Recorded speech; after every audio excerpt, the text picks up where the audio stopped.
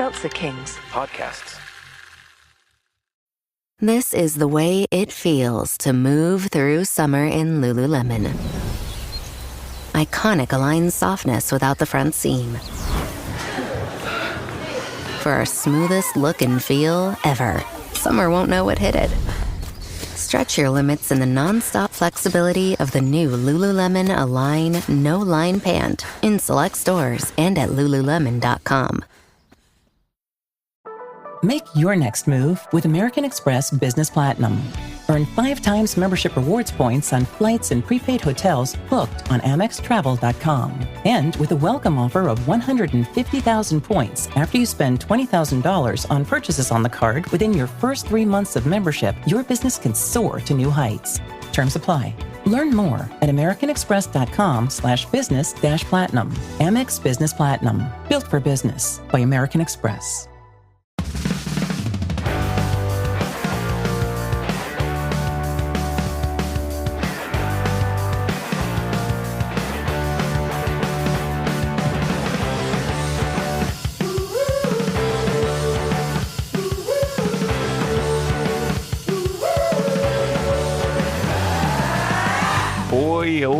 Oh boy. Hello, everybody out there in podcast listening land. Welcome to another episode of Boys Watching Veronica Mars. We're just two boys watching every episode of Veronica Mars for the first time, giving our review, our reactions. We're your hosts. I am Joe Welke. I am Vance.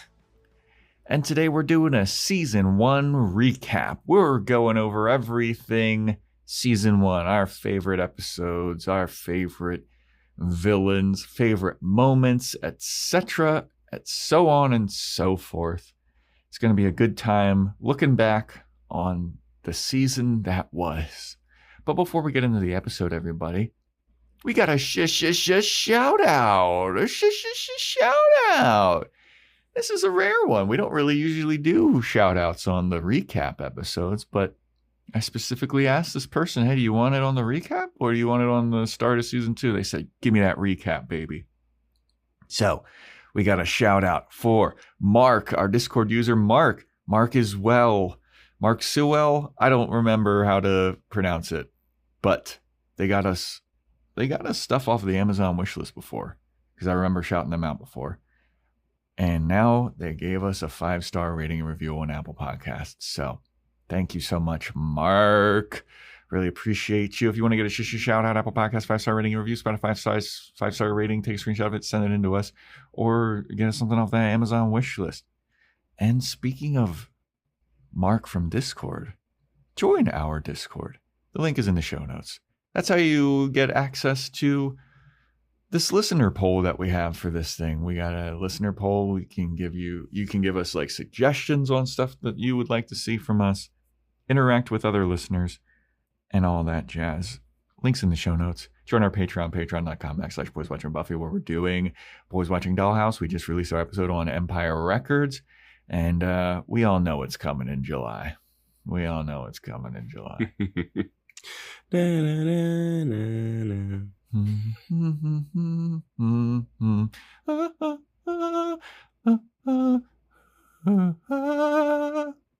Yeah.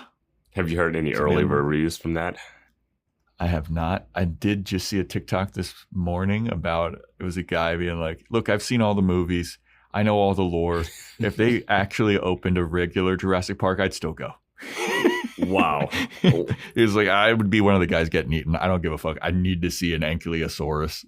I would definitely not. I would enjoy the pictures from afar. Yeah. I'd be like, wow, that's crazy. Yeah. Let me see the videos of that on TikTok. Yeah.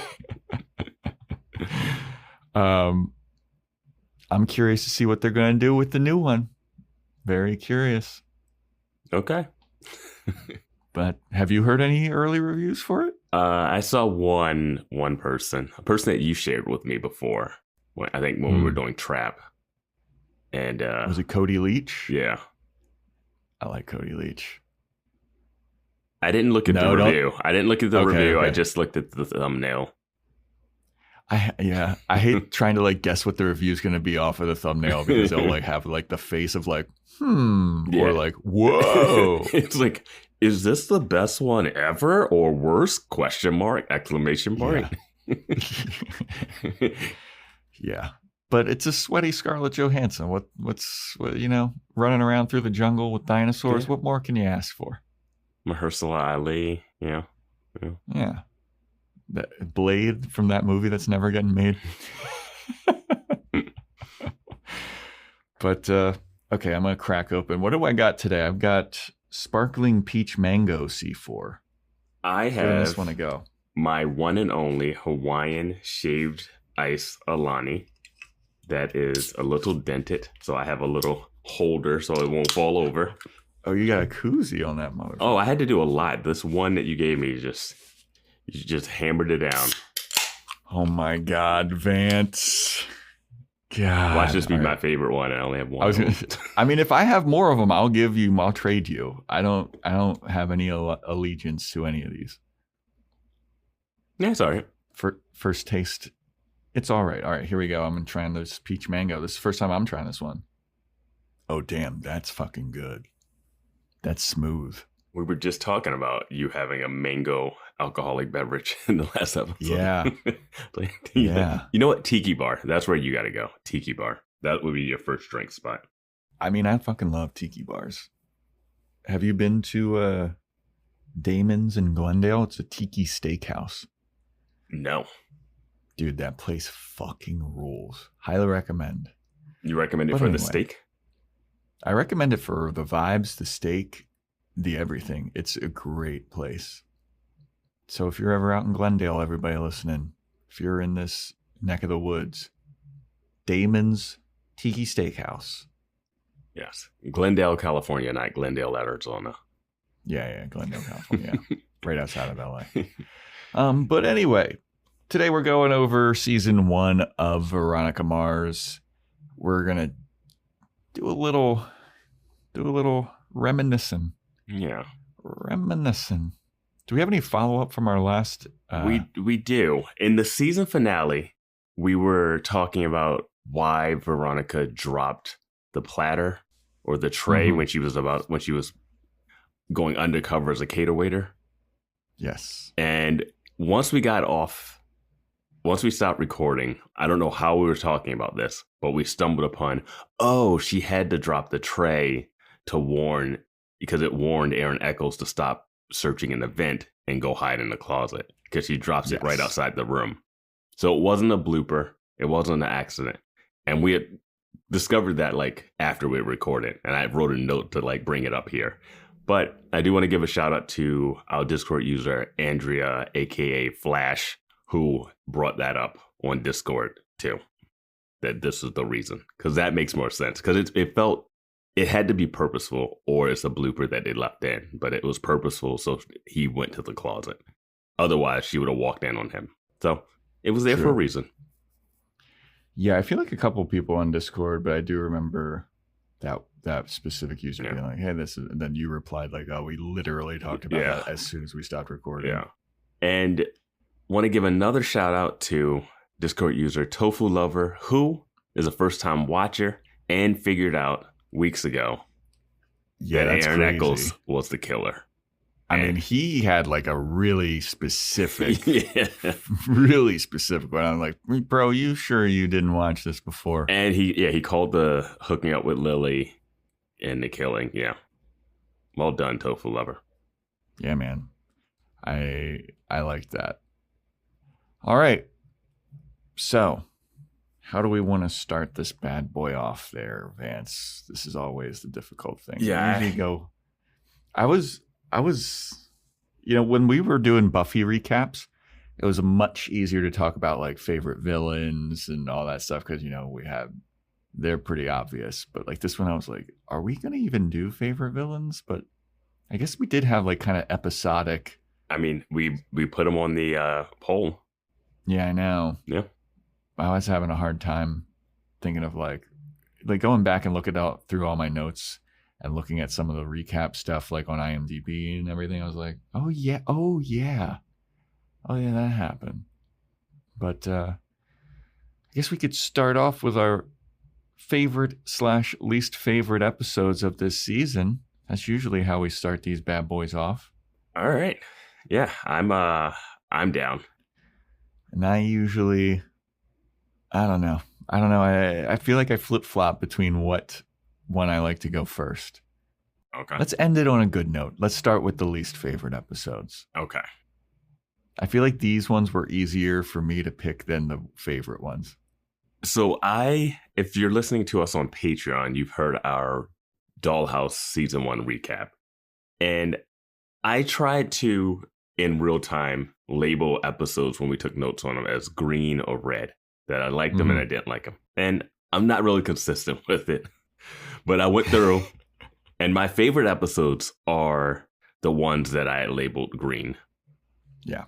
That I have here. So they won't be, some are like really favorites. One is one where you're like, there's no way this is the top favorite for anyone's list. But I have my reasons why in the order of things. So it can track my stuff. And I did the same for least favorite. And I only kind of had 2 that I labeled least favorite. Okay. In real time. All right. In real time. Yeah. Like going back. So then it was kind of like it's kind of like a little bit of a toss up for what I was kind of looking at the poll too and being like, oh yeah, that episode. And then looking at my notes and being like, did I like that one or not? I think the least favorite was the hardest one for me to figure out because I had 2 and not 3. And the biggest trick with these episodes is so much happens in each one that it was so tough for me to say, oh, do I not like that episode or do I not like 1/3 of the episode or do I not like a half of the episode? And does that count as an episode I don't like? There's so much that happens in each one of these that it became tough to distinguish and be like, that's a bad episode. No, I'm 100% with you. And to your point, so much happens in the episodes that I would get confused about like where that actually did happen. And I forgot like it was part of this episode. Mm-hmm. Oh, I didn't like we talked about it a lot on the podcast, but like some of these episodes are just jam fucking packed with stuff. Mm-hmm. And it's insane. It's hard to keep track of, but I have 2 clear for me least favorite episodes. Go for it. One of my 2 clear least favorite episodes is Clash of the Tritons. Okay. I thought that episode, that I think mainly what I didn't like about it is that it factored into nothing. It factored into nothing before that episode, and it factored into nothing after that episode. We never really heard of the Tritons again after this. Well, in that episode, that's when she overhears everything from the counselor, the middle of the episode. So that all pays off into that stuff. I was thinking more of like the main story, like main mystery and like what it's named after with like the Tritons as an underground society in the high school. I can't ding an episode for having a one-off plot line that doesn't go anywhere in a 22-episode series. But I'm dinging it because all the other one-off episodes did kind of come together in the end. Not the one where she steals, where she has to find out who stole the mascot. not the one where she has to figure out who's doing the purity test. Yeah. But Mac became like she's Mac like was a already recurring character now. Yeah, but wasn't Mac already a character or was that her first time? That was her second time. I yeah, believe. So she was already a character. So it also didn't add anything to it. Adds to the lore of Mac. Like at least some of the stuff gets referenced later on. Like the Tritons. Like, the Triton, we find out that Keith ruined that kid's life by telling on for reporting his embezzlement. I don't know, man. I just thought it was dumb, and it didn't. I feel like it just they made this like underground society like something that could influence stuff in school, and I just feel like it didn't do anything. And Duncan, it was like such a big thing. And then Veronica's snarkiness when she catches them and she's like, hello, boys, this is a little homoerotic. I was just like, nah. Mm-hmm. So for those reasons, Clash of the Tritons was one of my least favorite episodes of this season. What do you got? I'm sure people will like this episode, but I have Return of Cain. Made my list as well. This is the one where Wanda runs for school president. Madison, who's here early, she's cheating for Duncan. Mm-hmm. We get bum fights. We get the Aaron Eccles weirdness of the belt. And yeah, I didn't love the Wanda's a narc turn at the end. Yeah. For me, it was a weird messaging thing because it was like, you know what? They're in power too long and they're taking over everything and they got the pirate points and blah, blah, blah, blah, blah. And then it turns out, Wanda, you're a narc. I'm Veronica Mars. Yeah. I don't narc on no one. Yeah, I have Return of Cain on mine too, because much like Clash of the Tritons, Duncan becoming the school president doesn't seem to really matter later on. And the pirate point stuff doesn't seem to matter later on. Yeah, I mean, none of mine will ever be that reason for it being a worse episode. Yeah. Yeah, then the bum fights. I mean, at least the bum fights does get referenced kind of later on. At least by us. Maybe it doesn't, and we just kept harping on it. No, Trina says bum fights. Oh, right. Yes. Yeah, I had Return of Cain there, too. I also, just because it made me feel icky, I had Mars v. Mars. Mars v. Mars is one of mine. Veronica, like, vehemently defending Mr. Rooks. Like, that just made me feel so icky. The thing that's also an issue that we brought up in this is that Veronica has a flashback and doesn't take the information from the flashback and compare it to the new information she has about Duncan. She just is the flashback of Carrie Bishop talking about like Duncan going to the hospital having a fit. Yeah. And this is after she discovers like his medication stuff. Yes. Which Carrie Bishop's just gossiping. It's like, which she figures out in that episode, the Tritons. She doesn't get the information, but she learns about him having mental problems or mental ailment. But yeah, but Carrie Bishop does factor in later. Yeah, that is not a factor in my ruling of episodes whether or not everything pays off at the end. I like when things pay off. I like when things are referenced later. I like when things matter. We watched 7 seasons of Buffy. Not every episode. What are you talking about? The loan shark guy was there right to the end. Yeah. Yes. But yeah, Mr. Rooks. It just felt weird. It just felt weird to see her like so hardcore riding for him after like everything we know about Veronica, after finding out the new information about Duncan, like yeah. So this is where it gets a little tricky for me. This I kind of had to take a look at the poll and look at my notes. I kind of have a toss up here between Lord of the Bling and Girl Next Door. And Lord of the Bling is a tricky one because I think I was just more intrigued by the episode and just having Anthony Anderson in it. Yeah. But thinking back on the episode, it's a real not a lot going on. Yeah. And then that whole following the Storm Drain ending, and then the daughters dating the lawyer's son. And getting married in Vegas or whatever. It's and then this is when we get the Yolanda stuff and Lily flashbacks. The Lily flashbacks are pretty rough in this one. Lord of the Bling. I know that you also didn't like in that episode you couldn't buy Anthony Anderson as like the tough guy. Not at all. Not at all. Yeah.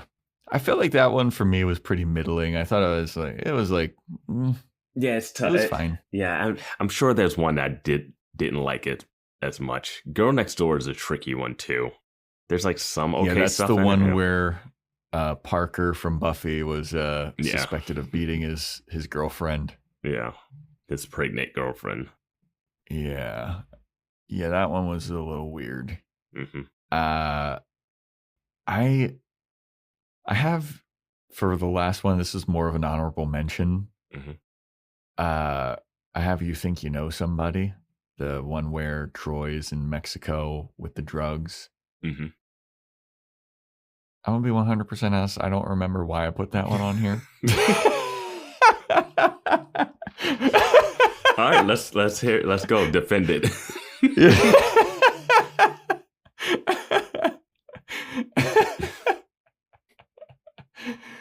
Yeah, I don't know. I just didn't like how they did Troy like that and his plot to like. You didn't like how they did Troy like that? You're defending Troy?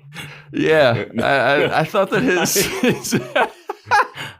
I thought you'd go, oh, I didn't like the way they treated Jim Bro steroid users. No, I love that guy. Yeah, that guy was great. And they had a character, the character selling the drugs, he comes back. Yeah, he does, Vance. According to your standards of what makes an episode good. Yeah, that's why I said I don't understand why I put this one on here. I think, you know what the reason why I hated this one is because this is the introduction of Backup's Backup.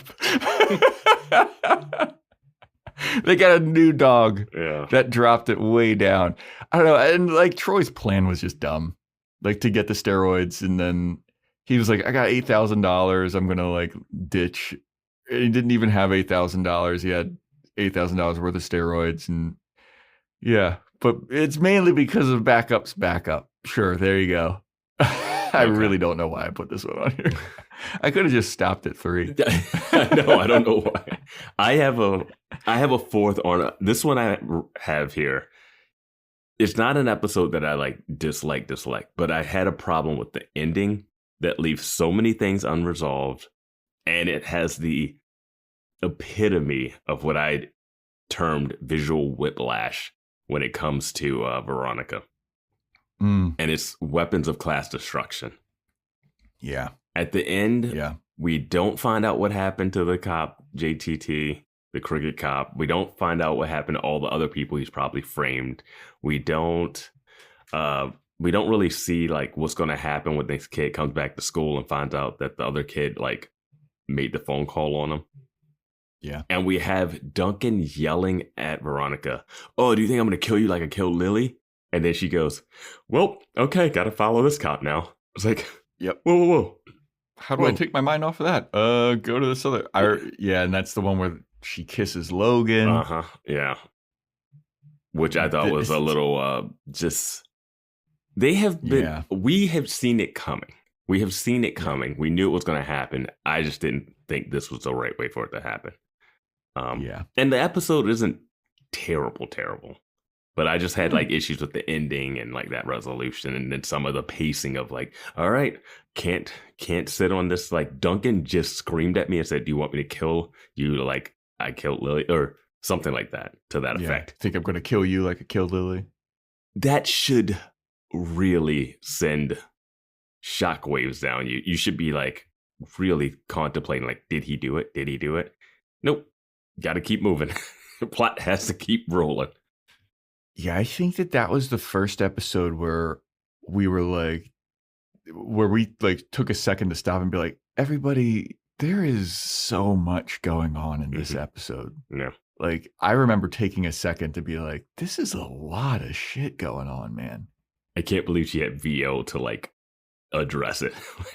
Yeah. Bury it down. All right, keep moving. Jeez. That's what my therapist told me to do. Bury it. Yeah. All right. Well, those were our least favorite episodes. Let's see what the listeners' least favorite episodes of the season were. All right. So, in number 3, we got Drinking the Kool-Aid, which was the episode where Veronica joins the cult. Mm-hmm. Finds out that the cult, they're really not up to anything suspicious at all, actually. They're just good people. That was one of those episodes where it was hard for me to figure out. That also has the weird ending that I still didn't fully get of Yeah, with the grandmother and everything. With Casey Gant all of a sudden getting in the car and his getting kidnapped, and now he's back to being normal rich kid. Yeah, like, is he a dick again? Was this all an act? Did they do that? Was it an act for him to get the money from his grandma? Like, what? Yeah, I still didn't understand that. Even towards the end when Veronica brings it up in the finale or the penultimate finale. Yeah. Yeah. Okay. Yeah. Yeah. I mean, I could see it. Mm-hmm. I kind of liked the twist that the cult was like, there was nothing shady about them. Because, you go into a cult situation, you're like, oh, what's the shady thing? And then it turns out that nothing was going on. I looked at my notes, and the question I had was, did Keith get paid from the people that hired him? From the parents? Yeah. Or whatever. Yeah. Yeah. Yeah, because it was like $5,000. Yeah. But I guess he's only in it for suing the Canes. Yeah, that's true. See how well that turned out for you, Keith. Anyway. Well, he got the money. He did, technically. Yeah, he got the money. Yeah, technically he did. Why do you keep saying technically? Because he doesn't have the money anymore. But he got the money from the Canes. I know. I feel so bad for that guy. I don't.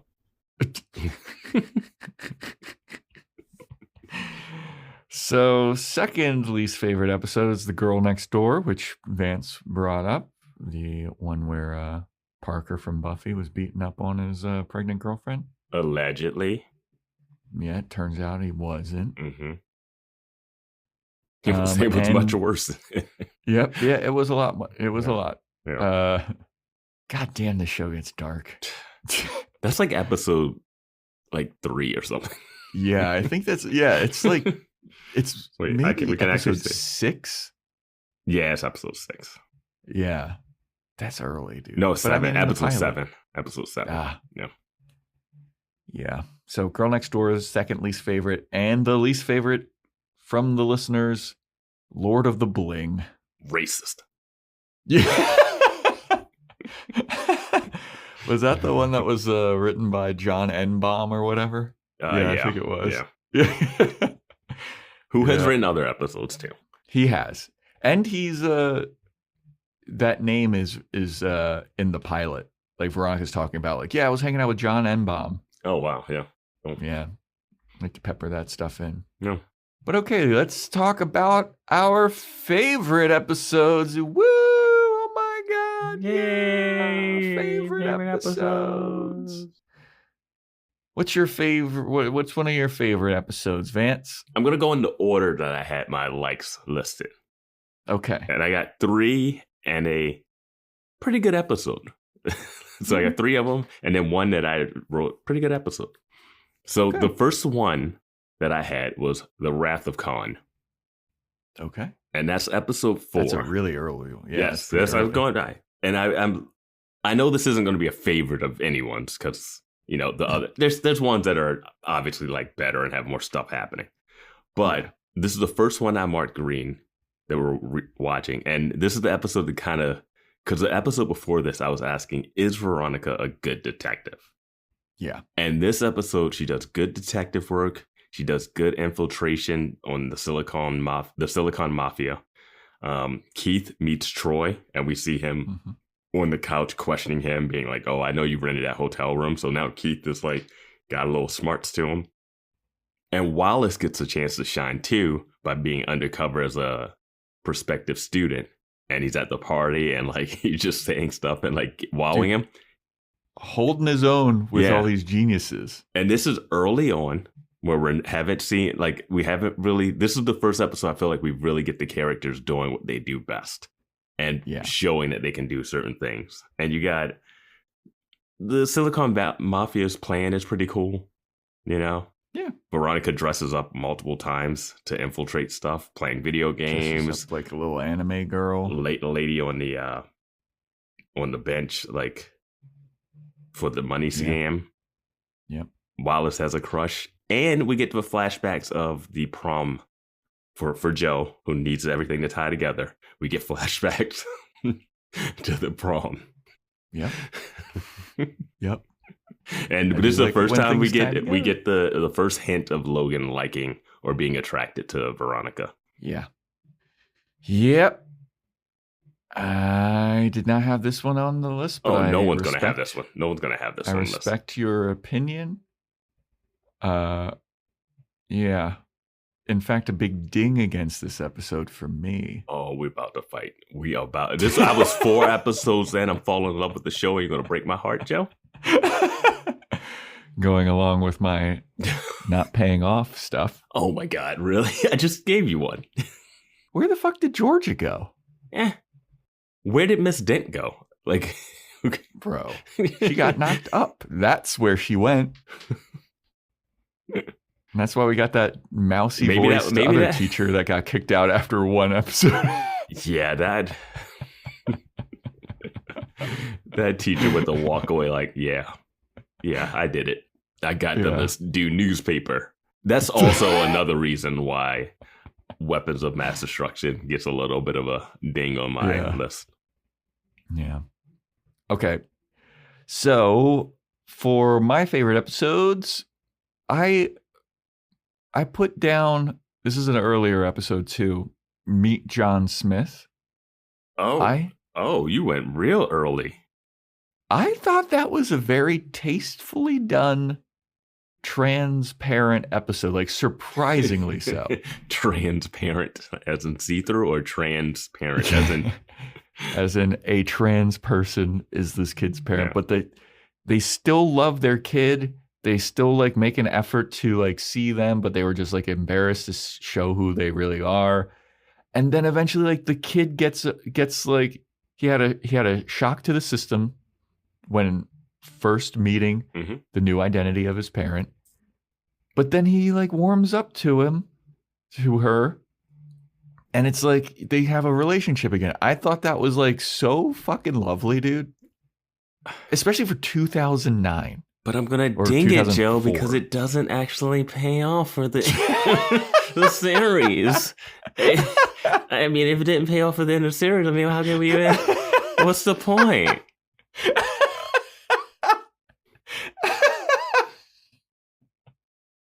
What's the point? Why do I care? Why do I care about this family if they're not going to be there at the end?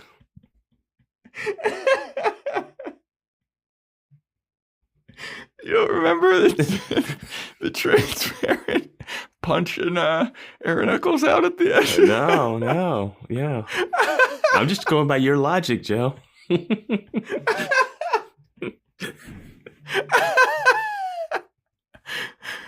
Oh, where's Georgia?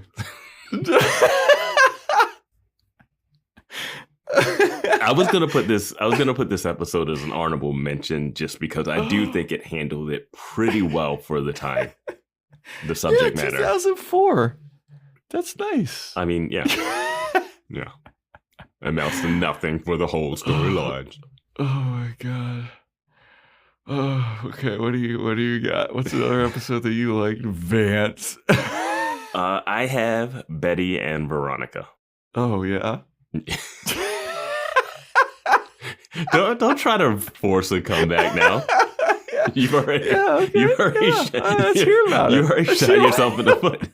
You already shot yourself in the foot. You have 4 episodes and your reasoning was all one thing. And then your first favorite episode is just complete one-off. The most one-off. I like Wallace and Veronica's friendship in the Betty and Veronica episode. Mm-hmm. She gives him the plant to take to Clarence Weedman, which pays off big. Pays off. I think this is the origin of our running gag of Weevil grabbing the back of people's necks. And she goes on a date with Leo here. Leo D'Amato. Yeah. And I did like the Bizarro Neptune high. Yeah, that was pretty funny. Yeah. That was pretty funny. Yeah, I mean, I thought that one was all right. It didn't make my favorites or whatever. Again, this is me going through in real time watching greens. Yeah. Yeah. I mean, it was a fun one. Doesn't pay into the end. Really it pays in it really big with the Clarence Weedman thing. So yeah, it's a huge point. Yeah. Okay, so the next one that I had, and I actually think is this before? I don't know, but I have the Eccles family Christmas with the poker game mystery, and we get some classic Weevil neck grabbing. I think, is this one before Betty and Veronica? This is before, but I don't think we started riffing on it until later. Yeah, but we get a lot of people a lot of this plot points here pay off in the end. That can't be the breaking point, the deciding factor of whether or not an episode's good. I like that it laid the foundation for stuff that's to come later. So I think the pilot will be your next favorite one, if that's the point. My most favorite episode. It introduced the characters that we follow. That gets an honorable mention. You know what? Now that you bring it up, yeah, the pilot. And it's a lot of stuff that pays off later, and we figure it out. Yeah. But yeah, no, I thought it was a fun little like poker game mystery, and Veronica does like a Sherlock Holmesy thing at the end where she explains like how everything actually got done. The only ding that I see in this episode, talking about that guy's abs, and he didn't have abs. This episode was I don't know, that ending was so slapdash edited together. It was... We have Veronica confronting Jake Kane. Yeah. Aaron getting stabbed. Yeah, it just feels like it was very... Because remember, we come out of this episode, and the next episodes, people are just like, yeah, whatever. Dad was stabbed. People are more... They treat Logan differently when his mom kills herself or whatever, as opposed to like his dad, a famous actor dad being stabbed. There's like nothing from that. Well, he got stabbed because he was a dirty, no good philanderer. In fact, Logan gets bullied by his fellow classmates. Oh, is it bullying? Is the bullying there at or before the? Yeah, I guess this is before she. I guess it's before she disappears because they wouldn't. Yeah. The kids are if cool. I was your dad, I wouldn't cheat on this smoke show. Remember that fight? Yeah. Well, I mean, the Eccles family Christmas is also the episode where they're all ogling her, jumping. Yeah. In the pool, and Logan's like, "Oh, everyone's looking at my mom," and then Weevil looks at Logan, and there's like, "Oh, he doesn't like when we ogle his mom." It's like, yeah. You don't have to. You just what? We also get nice moments of the guy with no abs standing up for Weevil, being like, I don't know why everybody was being so mean to this guy. Oh, standing up to Logan being aggressively racist towards Weevil? You mean our main love interest for our main character? Yeah. Yeah, I like that episode. Okay. What do you got next, Vance? I have MAD. Mutually assured destruction. I think I was surprised myself when I saw that this was labeled green for me. And I like the reveal of Loretta Cancun. Yeah. Keith is getting it in. Yeah, he is. And I think what really sold me on this is that we get the payoff from Betty and Veronica with Weedman confronting Alicia about the... Oh, you like it when things pay off, when things are set up earlier you like it when things get paid off. Apparently you don't care that much as long as it's talking about something. So yeah, Weedman confronts Alicia, and we get the roofie payoff too of Logan was the one with the GHB. Yeah. And I also did like a little bit of the plotting of trying to do the revenge thing to Ted, and then also not doing it. Her choosing not to do the mutually assured destruction. But I like that Seth was a part of it, and it wasn't no one was being caught in the crossfire. Yeah, I remember you being worried about Seth. I was so worried. I was like, did they just frame Seth? They're like, Seth, you're selling drugs and you're hooking up with Ted, and we're going to put this online. And it was like, no, he was a part of it. I'm like, whew. So I was relieved. So I think it was relief and then good ending to the episode that set up stuff that wasn't the way they had been setting up stuff, where it's like the last second they throw something in. Like when you see Leanne at home, it's like, oh my God, you just threw that in at the end. So but this one had like real, this is character dynamics. And granted, there's only 2 episodes left after this. So for my next one, I have this is my last one. I got Leave It to Beaver, the season finale. Thought it was a good reveal of all the stuff. The weird I don't know. I know technically it's bad, but the horror-esque ending with like Aaron being like a fucking Michael Myers, Jason type thing. I don't know. I liked it. I liked that Keith came to save her. We get a season-long payoff of Who's Your Daddy. Mm-hmm. We get lots of payoffs in this. We finally get the reveal. Veronica telling Duncan that they're not siblings, so he can rest easy at night. What a day that kid's having. I know. That morning started out with his parents telling him he killed Lily. Middle of the day, finds out who killed Lily and watches her sex tape. And then after watching her sex tape, the sister he thought he had sex with tells him, no, we're not related. Yep. Yep. What a day. Yep. And then he drives his dad to scream, you got my daughter! My daughter! Then watches his dad get arrested for obstruction of justice. Yeah. You know what's crazy? So, Lynn Eccles has disappeared. Presumed dead. Mm-hmm. Aaron's going to jail. Jake and Celeste are both going to jail. We'll see. Yeah, they're billionaires. They're not going to jail.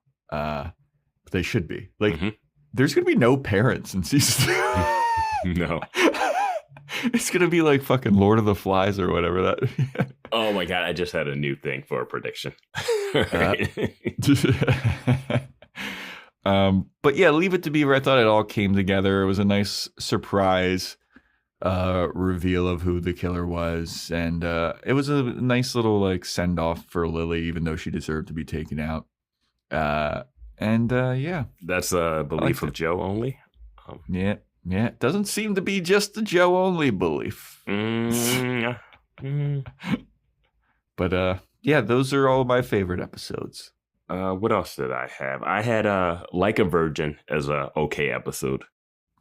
Purity Test with Mac. Purity Test, Dick Casablanca's name reveal. My God. We get the introduction to Meg and Alicia. And somebody likes when things pay off. And Abel Kuntz. Abel Kuntz. Abel Kuntz. Yeah. That scene at the end is amazing. Yeah. That was a wild fucking scene. Yeah. Hello, Veronica Mars. You really think you're the daughter of a bumbling sheriff? Yeah. I ate Lily's heart with a nice side of fava beans and Chianti. Well, golly gee, Mr. Coons. Drop the act, Veronica. Everyone knows what you look like. Yeah. Okay, so those were our least favorite and favorite episodes. Where should we go next, Vance? We should probably do the favorite episodes from the poll. Oh, right. Yes, the favorite episode from the poll. Number 3 in the favorite from the listener poll is A Trip to the Dentist, which I'm surprised about. I didn't know where to put that one. I didn't know. I was like, I don't know what to think about that episode. The last two are highly rated that I've seen and like on IMDb and stuff. And A Trip to the Dentist has a lot going on. You get all the cast of characters back.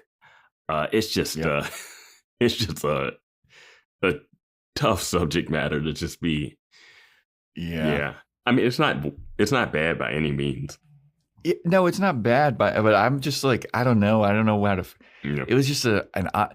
I think at the end, it was like so much to wrap my head around that it was hard to be like, maybe if I like watch this later and come back to it knowing, and I can like, okay, that's pretty well crafted, solid there. But boy, these last 2 episodes are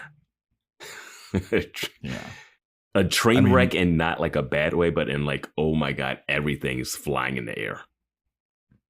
It also has a lot of people coming back from the whole season. I know, so I'm surprised you did not pick that, because that is your standard. I did. That is your standard that you have set.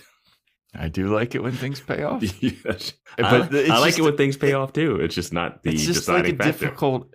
It's just like weird, because like I could recognize from Buffy, the body was a very, very amazing episode of television, and it does deal with difficult subject matter. But like this one, I don't know. It's just something about it was like odd. And it's interesting because it has a lot of flashbacks and flash forwards, and like, did this happen? I like all of that. I like that normally in the storytelling, if you go back and it's like unreliable narrator stuff. So it's stuff I like. Yeah.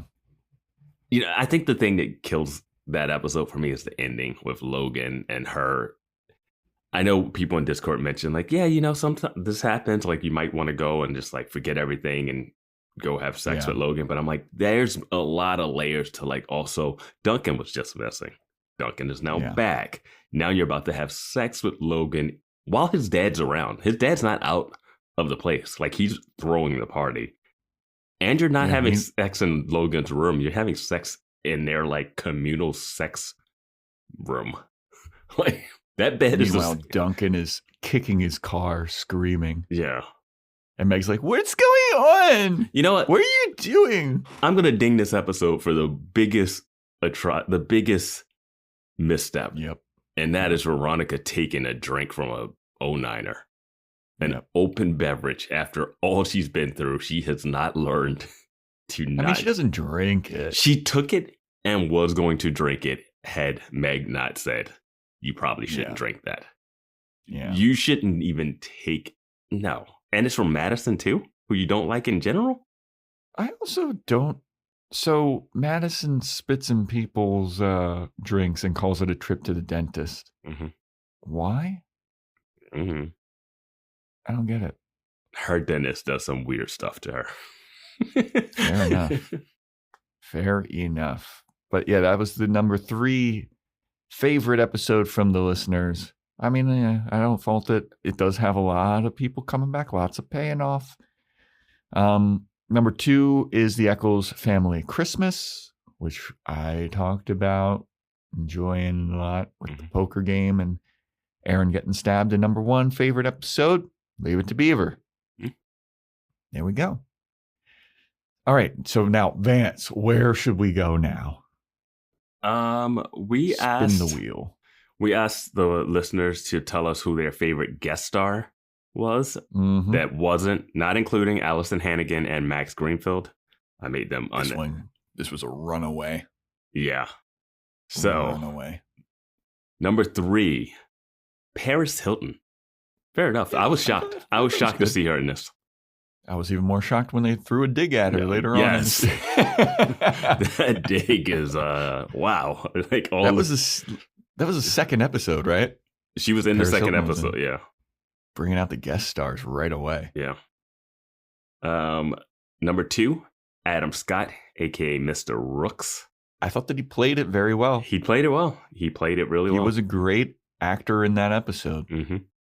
Episode is a little icky, but he fucking nailed it. Yeah. And number 1, Ken Marino as Vinny Van Lowe.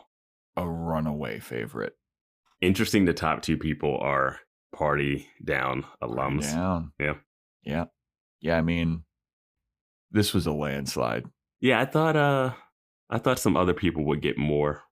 But honestly, looking at it, I forgot that Aaron Paul was in this. I was like, oh yeah. Aaron Paul. There's a lot of celebrities, a lot of cameos in this. Yeah. But yeah, those, I mean, I put Ken Marino as my favorite guest star, like all the fucking way. That guy is awesome. I'll watch him fucking in anything. He's awesome. You got to watch the movie that he has a butt demon. I would absolutely watch that. That sounds exactly like something I would enjoy. Yeah. I forget the name of it, but I posted it in Discord way back Yeah. when. Yeah, I think we should do, while we're on that, let's do favorite and least favorite villains. Okay. For me, mine are pretty simpatico with the listener poll. Yeah, I have a lot of overlap with the listener poll too. I didn't put anybody in like any particular order, but yeah, so mine is my favorites are the same as the poll results, and my least favorites are the opposite of the poll results in opposite order. Wow, okay. You know? Okay. Well, let's I'm gonna do least favorites first. Okay. One of the least favorites that I have well, here we have it as favorite villains and worst villains. Okay. Worst villains. And this was and this was a little confusing for people, whether or not worst villains were they were so bad that they were good, or worse than like they were bad. And Yeah, I also don't know. bad. And I also don't know which one is supposed to be. Well, that's why I think so. We need to clarify it a little better. We do. We really do. Like their plan was bad or whatever. Because favorite villains, you kind of get like, I like them as a bad guy. And we excluded Aaron Eccles from this because obviously he would probably top everything. Bad boy. I put, I don't know whether to, I put the E String Strangler because my note for the E String Strangler was I honestly don't even remember who like it ended up being. It was just like a very forgettable. You don't remember who it was? No. Wow. Mr. Guitar himself doesn't remember who the E String Strangler was. Yep. No, I don't remember who that was. I had to like really like dig deep to find out like what was going on in that episode. That's a cameo heavy episode. That's the Max Greenfield, Aaron Paul teaming up with Sheriff Lamb. Yeah. Just did not stick with me. And for that reason, I was like, I can't. When I saw that name on like the poll and everything, I was like, who the fuck was that? And for that reason, I was like, that's probably a sign of like not a very memorable, good villain. The Strangler himself isn't in much of the episode, but it is one of those things. It was the guy that worked at the guitar store, right? Yeah. Yeah. Okay. It is interesting how, like I brought this up in the finale, but it's interesting how worried Keith is when he finds out Logan gets released from prison and he might be the killer of Lily. The E String Strangler was still on the loose for most of the season. And Keith had always believed that they didn't have the right person. So his daughter was now running around with an E String Strangler around, and Lily's the murderer. Yep. And he was like, all right, just keep doing detective work. Oh my God, Logan's out? He's going to kill you. But Logan definitely probably knows that she ratted him out. Mm-hmm. All right, who do you have for your worst? No, I'll go through mine on the poll. You can list yours. Oh, okay. Yeah. Rick from Clash of the Tritons, thought he was lame. Okay. The MIT guy. Mm-hmm. And again, the Tritons never factored into anything. Doesn't matter to me, but yeah. And then this is going to surprise some people. I put Clarence Weedman. Mm-hmm. He really didn't, like, in the end, he's not even in the last episode. No. I thought that he would have been more of like a bad guy. Thought that he could have factored in a bit more. I hope he was sleeping with Leanne. Yeah, I hope that everybody was just running a fucking train on that lady. I do not hope that. Consensually. I hope she was happy about it. That alcoholic can't consent. Tell that to Veronica, who consented while she was drugged with Duncan. No, she had Duncan retroactively consent. It was consensual, right? As everyone asks, like, it was consensual, right? Like, not the cops asking you that, you asking. And what's so bad about it? Like, why are you crying then? Jesus. It's like, you know why it's bad. You know that we might be brother and sister, Veronica. Yeah. So yeah, those were my worst villains. Who'd you have? So Mine is the list that we have for worst villains on the poll is number 1, the E-string strangler. Mm-hmm. Number 2, Ted, the Navy boyfriend. And number 3, Jonathan Taylor Thomas, the undercover Fed. Yeah. My listing is the opposite of this. I got Jonathan Taylor Thomas at the top. Wow. Okay. But I think I'm going by worst as in worst person. He's like the most evil. Dude is framing high school kids and putting them in jail for terrorism. Yeah. I'm sorry. That's and then we get no payoff to, he's been knocked off the force. You don't like it when things don't pay You off? can't, Joe. You have already shot yourself in the foot. You can't bring that.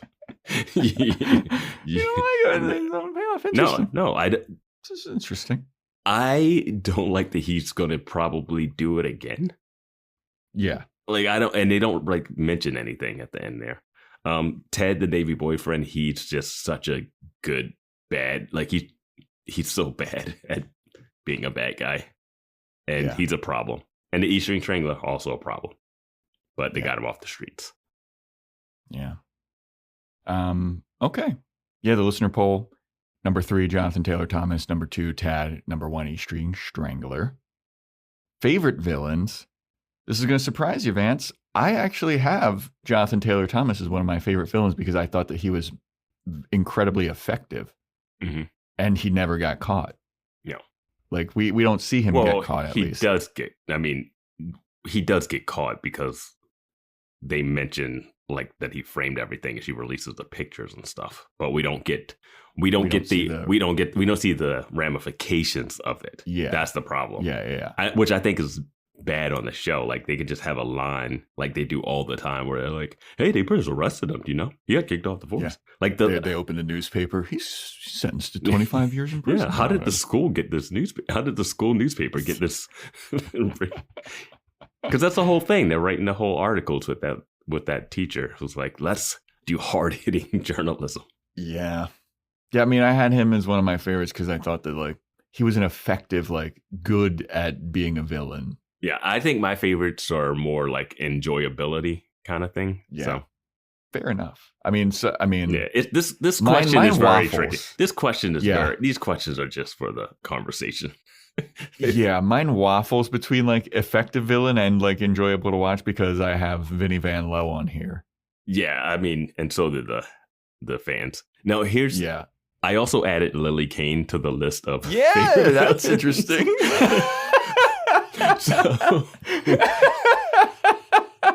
So I saw the results on that and I was like, oh, wow. So with Buffy, it was pretty easy to tell, like, favorite villains were the ones that you like, because we would always like have to take Spike out of it, take Angel out of it. Some people had to just be off the list because they would automatically be the favorite. And then the worst ones were the most ineffective, lame. But it was a show that was villain of the week. In this one, I was surprised I was able to come up with as many names, but it's not. Some episodes are just like Life, and the Lily Kane case is the main villain, So we'll have to fine tune this question for season 2. Yeah, we really do, because I don't really know.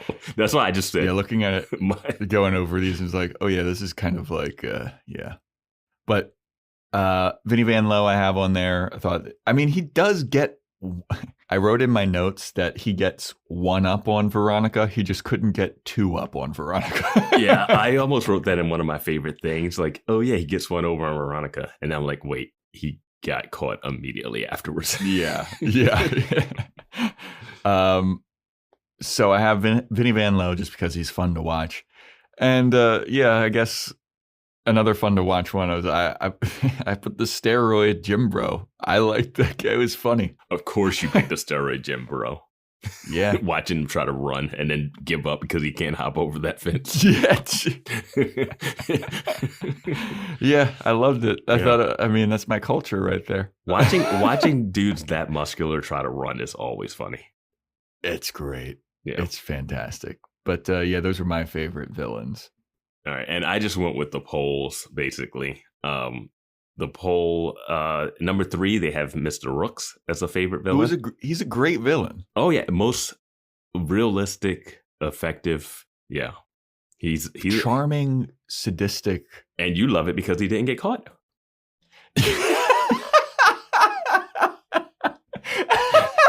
You love it that he's out there just doing his thing like JTT. Framing kids.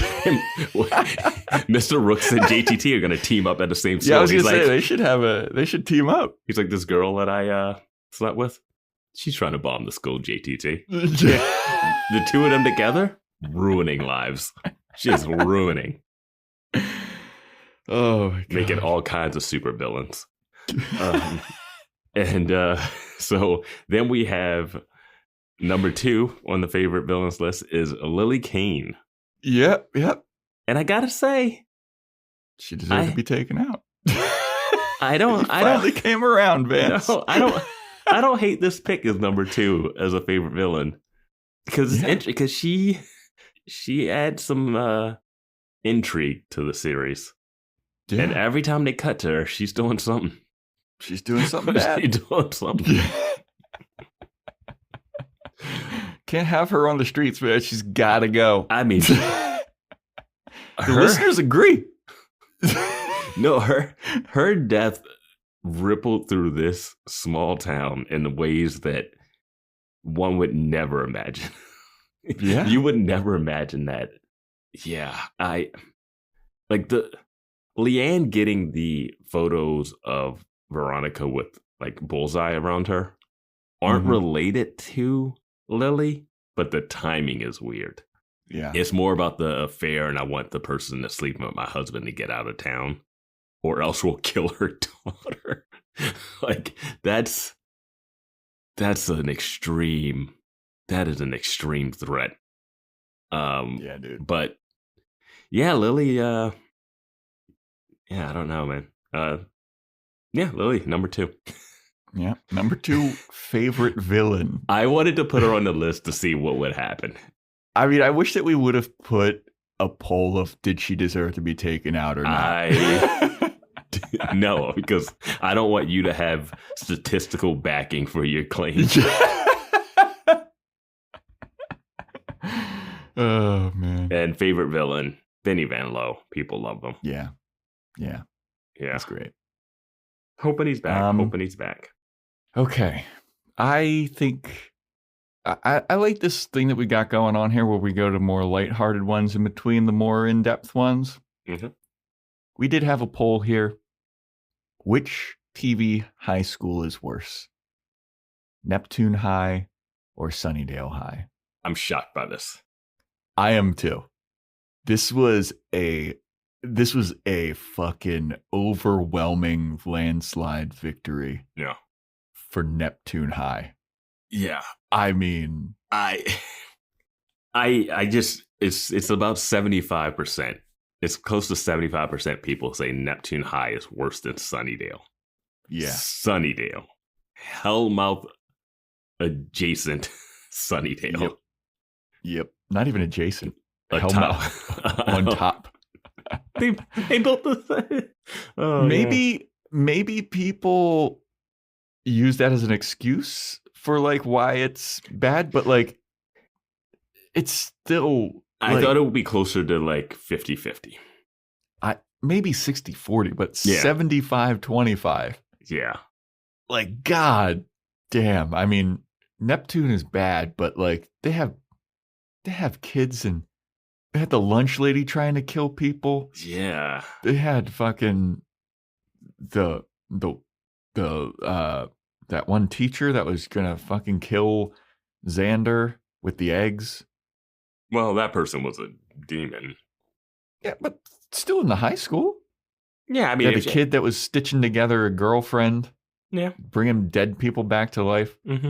I mean, Neptune's bad, but I think the threat of Sunnydale is worse. I mean, there's a teacher Neptune's giving threat. people weird Russian steroids to turn them into fish people. Mhm. Like I'm thinking of like if you go to the regular people in Sunnydale, not like the demons. You know, it's still a problem. Yeah, but Neptune, overwhelming victory here. All right. I mean, I'm still up in the air with it. I want to give it another season. I got to see what this senior year at Neptune is like. Mm-hmm. But it was close to me. It was still close. Yeah, I didn't think it was going to be this bad. Yeah. If it was going to be this bad, I would see it being Sunnydale, and I'd be like, okay, sure, it's Sunnydale. But this being this sharp for Neptune is interesting. Yeah. Where are we going next? We're going to go to another poll question. Favorite season 1 character name? There's a lot of choices, but I think there's only one obvious winner for me. Really? Only one obvious winner for you? Oh, yeah, and the listeners agree. Okay. Number 3, which I was a little surprised by. Bone Hamilton. Number 3. Yeah. Yeah. It's a good name, though. Yeah. It's fun. Yeah. I mean, I was surprised Weevil and Chardo didn't make the list. No, not really. Number 2, Dick Casablancas. The reveal of that sent me, dude. Yes. Sent, because we've been seeing Ryan Hansen throughout the series, and we're like, oh, there's Ryan Hansen. Oh, I know Ryan Hansen from Party Down and a bunch of other stuff. Then he's like, Dick Casablancas? Yeah. It comes out like it's very close to number 1. It's only a couple percentage points away. So it was very close. It was a very close race. But the number 1 goes to Loretta Cancun. Of course. Of course. It has to. What an epic name. What an epic name. I mean, just Dick Casablancas, though. I mean, Loretta Cancun was like, oh, that's a great name. Dick Casablancas made me stop and go back and like have to hear that again. Do you think if we had teamed up Dick and Beaver Casablancas, they could have overtaken Loretta Cancun? I mean, what is the because percentage Beaver of Beaver? Was yeah, Beaver I mean, was, if you look at the pie chart, Beaver would have, if you put them both together, it would win. Yeah, If you just I go think by the that tag logic. team of Dick and Beaver is just so fucking stupid and Tag team, ridiculous. yeah. They could have taken down Yeah. Loretta Cancun, but Loretta Cancun is such a fucking incredible name. Yeah. It just flows off of the tongue so well. Yeah. God damn. Like, I'm just literally like looking at the name on the page, Loretta Cancun, and like admiring the poetry that is that name. Yeah. It's so simple yet so perfect.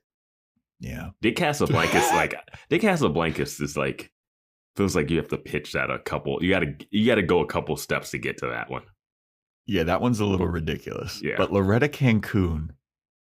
God, but the teacher just saying Dick Casablancas. You're like, wait, Yeah. what?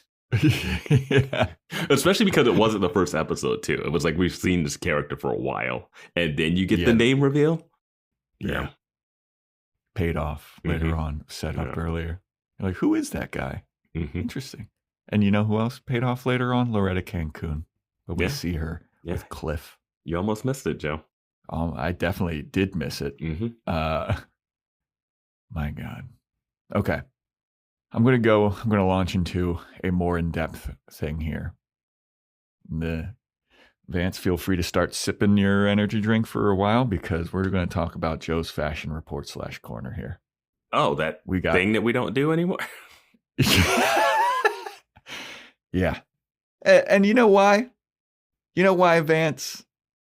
Look at the results of the listener poll. There's no fucking rhyme or reason for any of this. That's been the same for Buffy too. You've always disagreed with the listener polls. You think he's dressed best? Spike's only got one outfit. Spike's the best dress. You know what? I'm going to shock everybody. And I'm going to say Xander is the best dress this season. What? Oh, Drusilla. I gotta say to everybody listening to this, before we started recording this episode, me and Vance were talking about, like, do the listeners even like these recaps? Like, should we even keep doing them? I'm fucking cracking up. I'm enjoying myself.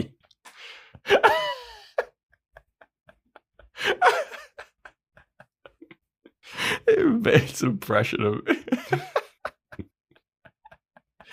We've been doing this a long time. I've heard you say a lot of stuff.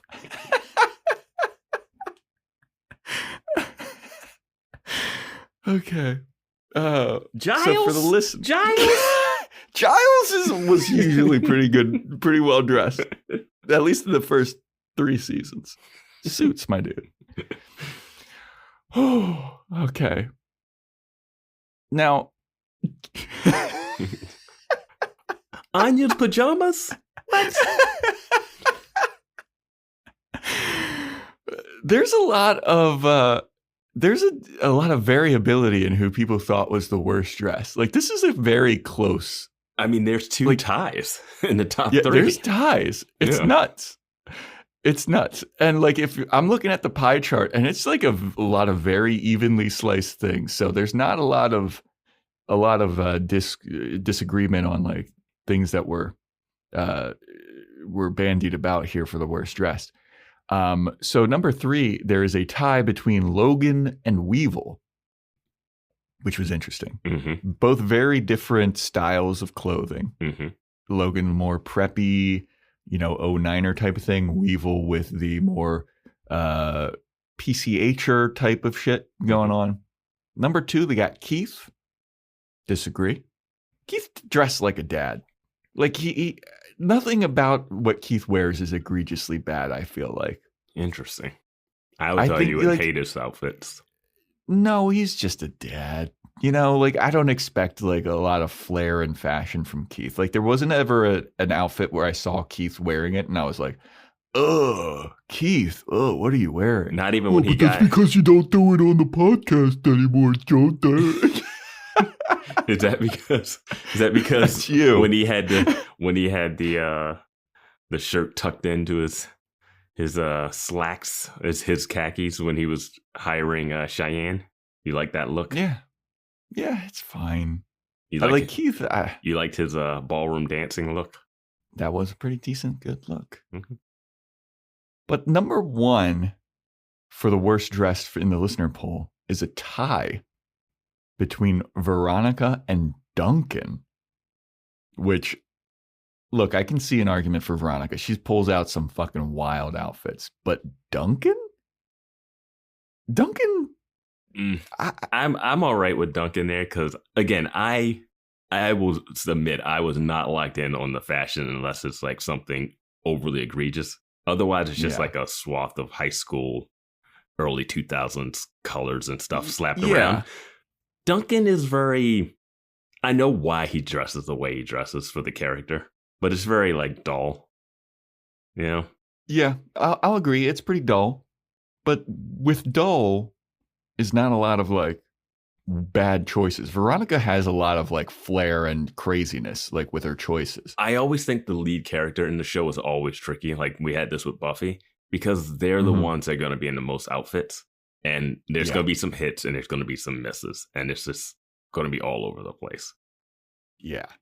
I mean, I can understand why people would put Veronica, but like Duncan is much to me in my mind like Keith, where it's like a lot of the stuff that he's wearing just like is inoffensive, dull, like, yeah, it's just like nothing. Like it's a lot of navy blues, a lot of like pale, like light blues. Like this is very 2004, 2005, like, Hollister Core, Aeropostale, American Eagle type shit. Yeah, I think it's just a preference too. Yeah. Like Logan stuff is like, you just know that person, Yeah, Logan, I feel like is more like surfery prep, whereas Duncan is like prep. Mm-hmm. And yeah, like, I mean, Logan, I think the biggest ding against him for me, like, and I know it was of the time because I had these, was his like puka shell necklaces. Yeah. Doesn't he wear bracelets too a little bit or something? Or like the little rubber bands or like the bands on his wrist? I feel like he has, Yeah, he's got stuff dangling off of him too much. I also feel like his shirts are usually like his button-down shirts that he wears over his like t-shirts. They're always like mega fucking baggy. Well, that was 2000. That was early 2000s. I know. That's what I'm saying. It's like a preference thing if you don't like that look from that time. But that is the look from that time that is now coming back. Yeah. I think that Logan, though, like Logan's making more wild choices with his outfits than Duncan. Duncan's playing it safe. Logan's going for it a little bit. But yeah. Yeah, I'm sure I could still wear my clothes from then because they were still like the double XL shirts. Yeah, like you're swimming in the clothes that you had when you were younger. Yeah. Okay. I put as my least worst dressed or the worst dressed character from season 1. For me, it's got to be Weevil. Like Weevil's doing a lot of like not offensive stuff in the way that Duncan does. But that Henley, that sleeveless Henley that he wore just like disgusted me to no end. Like it was fucking horrible. And he wears a lot of Henleys throughout. And a lot of his clothes are like ill-fitting too. Like they're way too big. Like in a not like I know that I just talked about how Logan's. I feel like I blame the wardrobe for how they fit him. Like they were like, you're just wearing the like. He doesn't look put together with the leather jacket. It's a little, it's not the way it would. It's like, it's too bad. It's beyond like not being baggy enough. Then it's like interesting. Like it's really too big. Like when you think of, I'll bring up Spike in his jacket. That thing, like it fits him well, but it's definitely like big on him a little bit. Yeah. But this jacket's like in between and it's something like, with the shoulders. Yeah. Yeah. Like, I know we just talked about how like Logan's stuff is baggy on him, but it's baggy in a way that works somehow, whereas Weevil's is baggy in a way that doesn't work. Yeah, because I don't think it's a weird logical thing. Like it also like Logan's stuff conforms to his body better than Weevil's stuff does. Like I don't know how to describe it. Logan, like, I mean, Weevil's shorter and a little more squat. Like he's not like squat, but like Logan has that like length. Yeah, he's got the length. Yeah, and yeah, it's just something that I don't know. Yeah. I get you. So for the best dressed in the listener poll, number 3 we have Wallace. Number 2 we have Mac. I threw Mac on the list. I threw Mac on the list because I was like, we're running out of characters that are on this show repeatedly. Yeah. It's not a lot. Mac surprises me. Mac surprises me here. But then number 1 best dressed, Veronica. Yep. So she's the worst dressed and the best dressed according to the listeners. Yep. Now, I mean, and she won pretty handily in the best dress. Like the worst dressed, like obviously it was a tie at the top for Veronica and Duncan. This one, Veronica wins like by a pretty wide margin. And Mac is pretty high up on number 2. Yeah, that I don't get. I just don't. Mac had nothing that stood out to me as like a good fashion thing. Like Veronica, I could see like if you like wild. Does anyone on this list stand out as a good fashion person though? Yeah, absolutely. Fucking Wallace. He's my number 1. Okay. Wallace looks fucking dope all the time. Yeah, he does like good choices that are a little bit out there and wild and flashy, but they always look good on him. Like he never showed up in. I think the makeup was a little weird in the beginning. And then the hair was a little. Yeah, the hair was. He went through some hair changes, but I think they settled in on a good place with him. Yeah, I feel like they did like the makeup on the nose did him dirty. Like you know how like you do that little line of makeup on the nose that supposed to shape it, but they kind of did it on him, and it like he has that Humpty, that rapper Humpty dance with the fake nose, like that guy. Yeah, is that Digital Underground? What is that? I think so. Yeah. But for me, yeah, definitely Wallace. Wallace, I liked his outfits. They always look good. I mean, I can hear an argument for Veronica. But Mac, number 2. Wow. Yeah, very interesting. Yeah. Very interesting. This is why we do this market research. Yeah. Very interesting. We bring this straight back to the creators of the show so that they can call back my buddy Rob Thomas, not of Matchbook, whatever, Matchbox, 25 or whatever. Yeah. Matchbox 20. I'm not crazy, I'm just a little unwell. I know right now you can't tell. We should send him this. He's like, stop sending me Veronica Mars shit. I know I didn't write Veronica Mars. You don't need to keep reminding the audience. Well, it's just like the ocean under the moon. It's the same. That song fucking bangs, dude. I am not even going to be ironic about it. Smooth. There was a reason why that shit fucking took over the airwaves. Anyway, that's Joe's fashion report / court. I wanted to ask, were you surprised Jane Lynch wasn't in the top running for best guest star? No, I was not. Yeah. Not at all. They didn't give her I thought she was going to play a bigger role later, but she was really a champion of Madison, who was cheating for Duncan. Yeah. Madison has a lot to do in this season. She pops up a lot. Yeah. Pops up a lot. Isn't that interesting? You like it. Jane Lynch though. But yeah, like they didn't give her a lot to do, and like I didn't understand her motivation. It was weird. Her character motivations were so weird, and then she like doesn't show up again. She doesn't pay off, and like the whole student council thing doesn't really pay off. She's like, I got other stuff to do. Call me when you need me for a party down. I gotta go be the gym teacher at another school.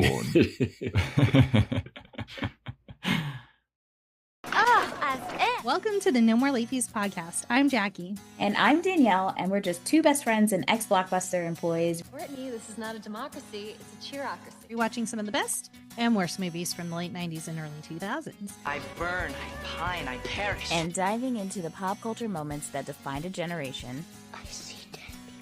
As we reminisce about the movies of our youth. What, like it's hard? Or to see if your old faves still hold up today. And one time, at band camp? Tune in every week for deep dives, behind-the-scenes stories, and a trip down memory lane. Because at No More Late Fees, the late fees may be gone, but the memories are here to stay. Available on Apple Podcasts, Spotify, YouTube, and wherever you listen to your podcasts. Just look for No More Late Fees podcast. And remember, be kind and rewind.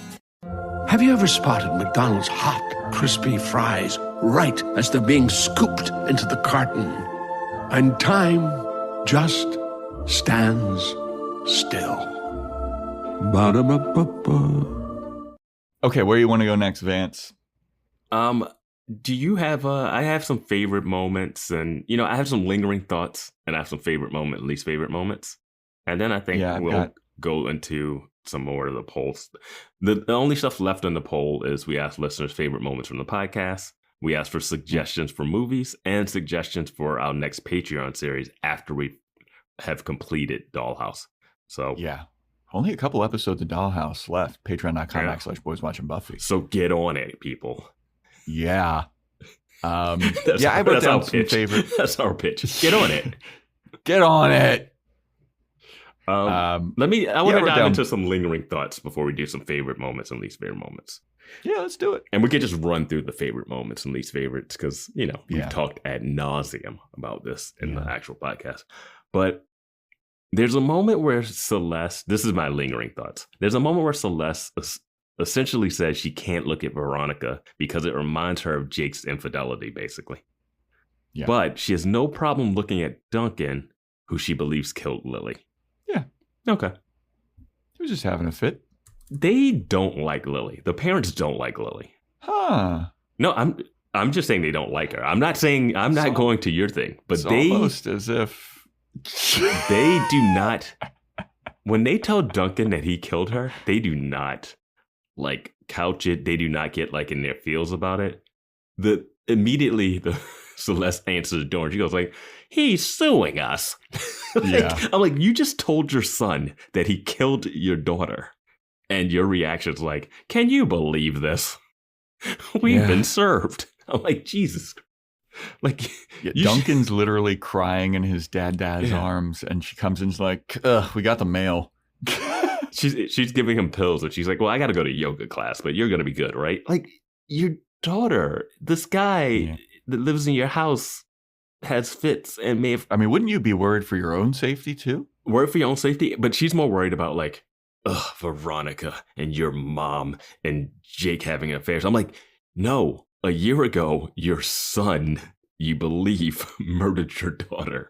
Like, you should be pulling a Logan's mom and sitting in the corner drinking and being like, what is going on? There should be shots of her just staring at Duncan, trying to figure out what he's thinking. Like, there would be so much going through your head if that was what you thought happened. Yeah, or anytime Duncan has like a minor freak out, like, hey, it's fine. Don't worry about it. It's fine. It's not a big deal. A minor freak out, like destroying his car, which we don't hear about. Like, oh yeah, you can't. You can't make any time I bring up something that relates to something as if that doesn't pay off. Yeah, it doesn't pay off. Yeah, but that doesn't. Yeah, that's not the argument that I was making. I know. Yeah, I guess her. You know, she's just knee deep in Pilates. I mean, I think that they just wanted to show her off as like a cold person. They wanted to make her a red herring of maybe she did it. Yeah. Yeah. I so agree that she needed to tell Duncan that he might be related to her. Yeah, absolutely. Yeah. And Leanne should have done the same thing. Yeah. Duncan had going through my notes, there's two little moments too that I saw. Duncan has that creepy line when Veronica comes over for the scholarship thing, and he creeps up and he says, "Come inside. We don't bite." And it's creepy the way he says it. But then later we see that it looks like he ate Lily when the parents come home. So, dude, he does look full vampire. Like, yeah. He looked more vampire than any vampire in Buffy, to be honest with you. Okay, like just blood that's what spilling all over his face. And then there's Veronica. We brought up that Veronica felt bad about Paris Hilton getting the silent treatment when they find out like she was with Chardo, and then the 09ers won't talk to her. And it was one of those things where we watched it and we're like, I mean, Veronica feeling bad about that. And we related it to Veronica feeling bad about herself being out. Yeah. But it also matches up with the Yolanda being on the outs from Lily. Yeah. So that Fair. was something. That's a good point. So she could have, like, if you go back, you can see that and kind of marry it to that thing that she feels personally responsible for. Yeah, that is consistent with the 09ers. Yeah. Those are good lingering thoughts, Vance. Yeah. Okay. Favorite moments, least favorite moments? Yep. Yeah. You want to run down your least or your favorites? Which one do you want to go first? Yeah, I'll go least first. Okay. I liked doing it as an impression, but the accents between Abel Kuntz and Veronica in that first meeting between them was horrendous. Favorite moment. A little spoiler for the poll of favorite moments that the listeners liked. Yeah, they liked. What is? I'm gonna read us doing the impression of it. No, not the impression. I'm gonna find the exact. You go through your thing. I'm gonna find the exact line. Least favorite moment 2: Wallace's girlfriend Georgia disappearing, never heard from again. I found it. What it was. Someone said that they like Vance saying, "I loved every one of them," referring to the choices made in filming the scene where Veronica visits Abel Kuntz in jail. And I did. I loved every choice that was happening. I loved the fake accent. I loved the ridiculousness of her going in there. I loved all of it. From a hilarity standpoint, I loved it. Amazing. From like a technical, actual thing. It was hilarious, and it's a drop of a bomb for her to be like, "You might not be your dad." It had everything that I liked in it. That's why it made one of my favorite episodes. Okay. But yeah, Wallace's crush on Georgia, like just not her disappearing, and like we never hear about Georgia again. I wish that there would have been something more there. Didn't like at the end of Lord of the Bling when Bone's son's like bragging to Bone like, "Yeah, you can't fuck with me now because I got one over on you." I was like, "You're still like what?" So what? Your sister went missing and you stole his ring? Yeah. Hated Veronica defending Mr. Rooks so hard. That was like so jaw-droppingly shocking to me. It could have worked if she didn't go immediately to his defense. If she was like, "Hey, wait," and then she found out some information, was like, "I think this girl's lying." We'd been like, "Ooh, this is a little he said, she said thing." And then it comes into like, "Oh, she's actually lying, but she's telling the truth." And it would have been a very nuanced take. I think that she should have been more on the fence, but like, yes, she was the immediacy right of like, she's like puts like one of those emergency blankets around Mr. Rooks, like it's gonna be okay. But you did love the line, "Sock it to me, baby." Oh my god. Yeah, that was awful. I didn't like when Veronica confronts the Clash of the Tritons guys And that was, I feel like, the most egregious, her showing her hand like, hey, boys, this is homoerotic, blah, blah, blah. I was like, no. That's one of my least favorite things overall is her revealing her plans, her making it obvious that she's setting people up. And it starts from the beginning when she puts the bong in Logan's locker and then standing there when he gets taken out. I'm like, don't stand there and sign it. That's why your headlights are getting smashed. Just walk by and be like, what happened? Don't go, I did it, buddy. Like, they hate you already. Yeah. I mean, I'm with you. Like, her always revealing her hand, like, is bad. I felt like the Clash of the Tritons one was the worst. Yeah. And my 100% least favorite moment from this, and it might surprise you, I think that you're going to have this on your list, though. When Mac's mom and Mac do that glass, like, hand touch through the glass. Yeah. That was so fucking stupid, and I hated it. I have that. It's kind of in my favorite thing, but it's it's Mac's birth mom touching hands on car window and then never speaking to Mac again.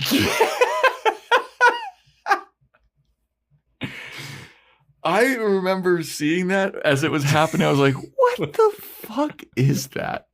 Like, you guys can meet for coffee and talk or something. I don't know what the stipulations were when the two families made the agreements. Like, hey, we're going to stay far apart, but we're going to live in the small town and go to the same high school. Like, I don't know. I mean, I remember one episode I talked about how, like, in Neptune, moms be disappearing. Like, you could throw this in there with them. You could throw it in with the trans mom disappearing too. Like, moms are just missing, bro. Yeah, I thought this show was going to be more mommy issue as opposed to daddy issue, but then it kind of ends on daddy issues again. Yeah. But the mommy issues early on were, Celeste is doing this, Leanne's missing. Like, it was a lot of that stuff happening. And then it became more dad issues again at the end. Yeah. Because men suck. I get. That's a quick list of my least favorite moments. My least favorite, really quick. These first two are favorite and least favorites together. These two ones. It's Logan's mannerisms. Oh yeah. And Keithisms. See, I like Keithisms are moments. Keithisms are kind of favorite, but they're also bad.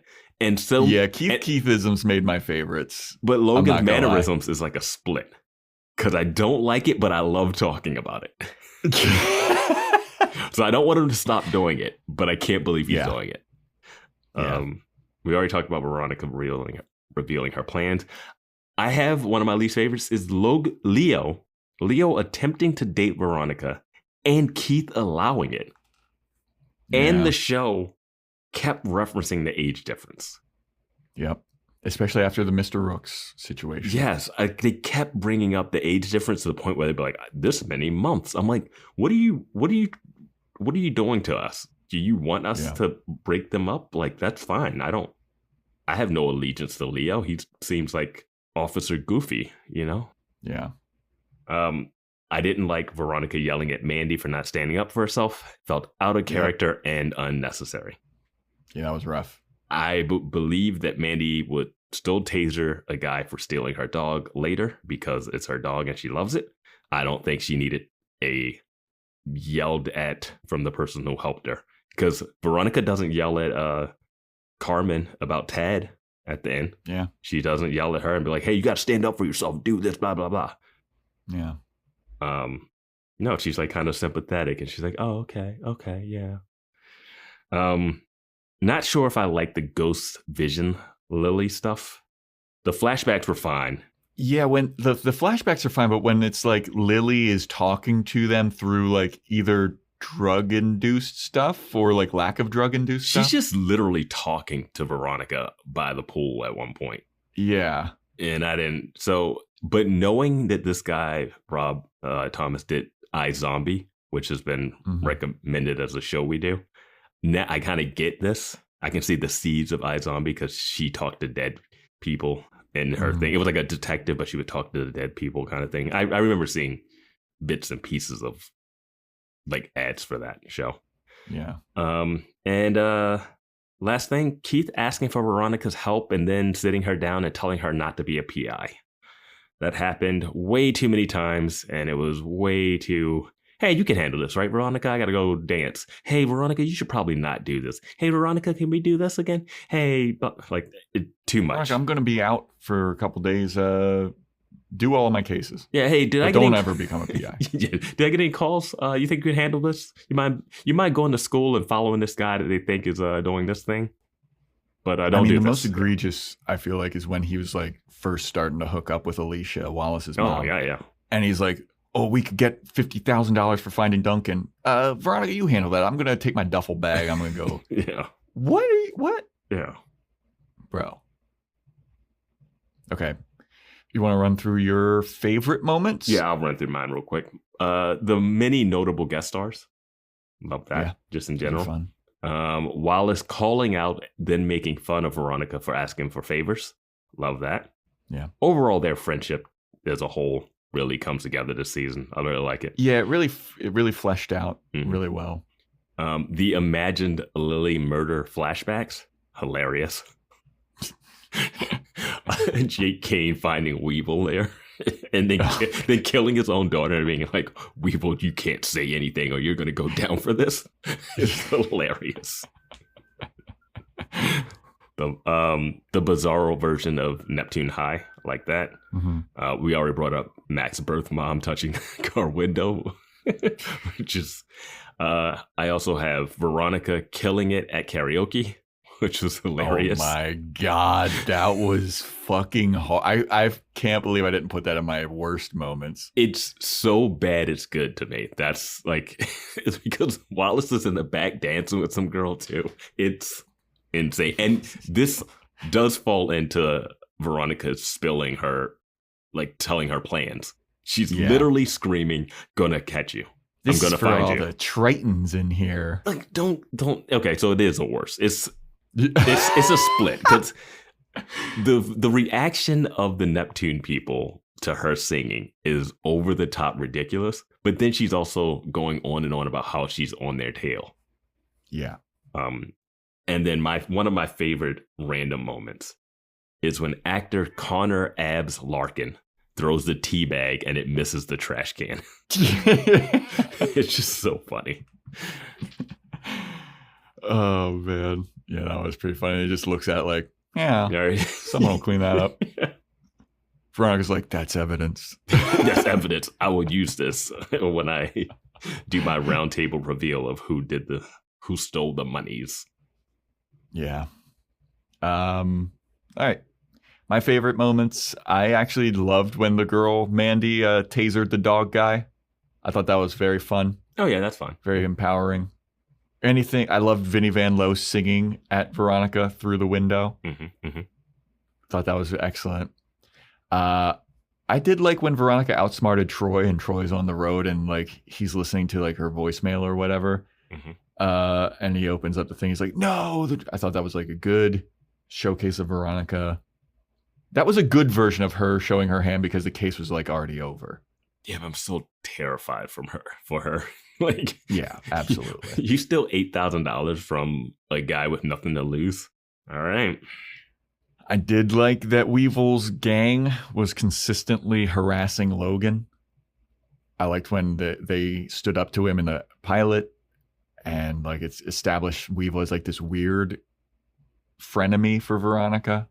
I think it's weird that it made it seem like Logan was the gang leader for the 09ers, but the 09ers are not an organized organization. Yeah, they don't seem to have like a guy that they follow. Don't they follow Duncan also? Isn't Duncan in charge somehow? But yeah, not. Yeah, it's like a weird co-VPs. Yeah, co-president. But Logan can get kicked out of the 09ers club too. If he was dating Veronica middle of the season, he would be more in the outs. Like, I don't know. True. It's tricky.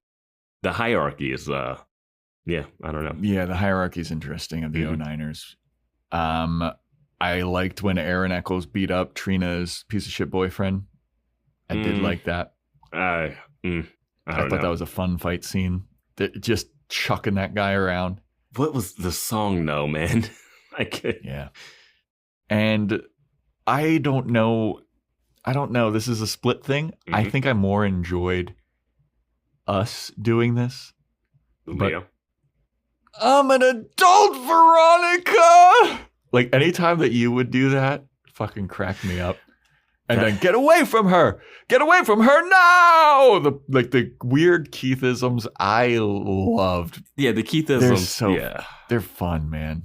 I'm an adult, Veronica. The way he says that is just hilarious. Yeah. Keith's so weird, and I'm enjoy it, but yeah, it's like your Logan Keith mannerisms and Keithisms. Like, I like them. Yeah, they're so bad they're good. Yeah, those are my favorite moments. I think we almost skipped over this, but the listeners have ranked their favorite podcast episodes and just okay podcast episodes. Yeah, because there's not least favorite. They love every episode. They love some more than others. Looking at the graphs of the least favorite, it seems like there's a lot of least favorite. Yeah. Do you guys like the show? Because we have been asked if we like Veronica Mars. We've gotten the like the classic boys watching question. Do you guys even like the show? I think it's our approach to reviewing a show is not so much of, oh my God, I love it, I love it, I love it. It's more just kind of going into it as a episode by episode basis. Mm-hmm. Because we started when we were doing Angel, we started doing, are you in or are you out?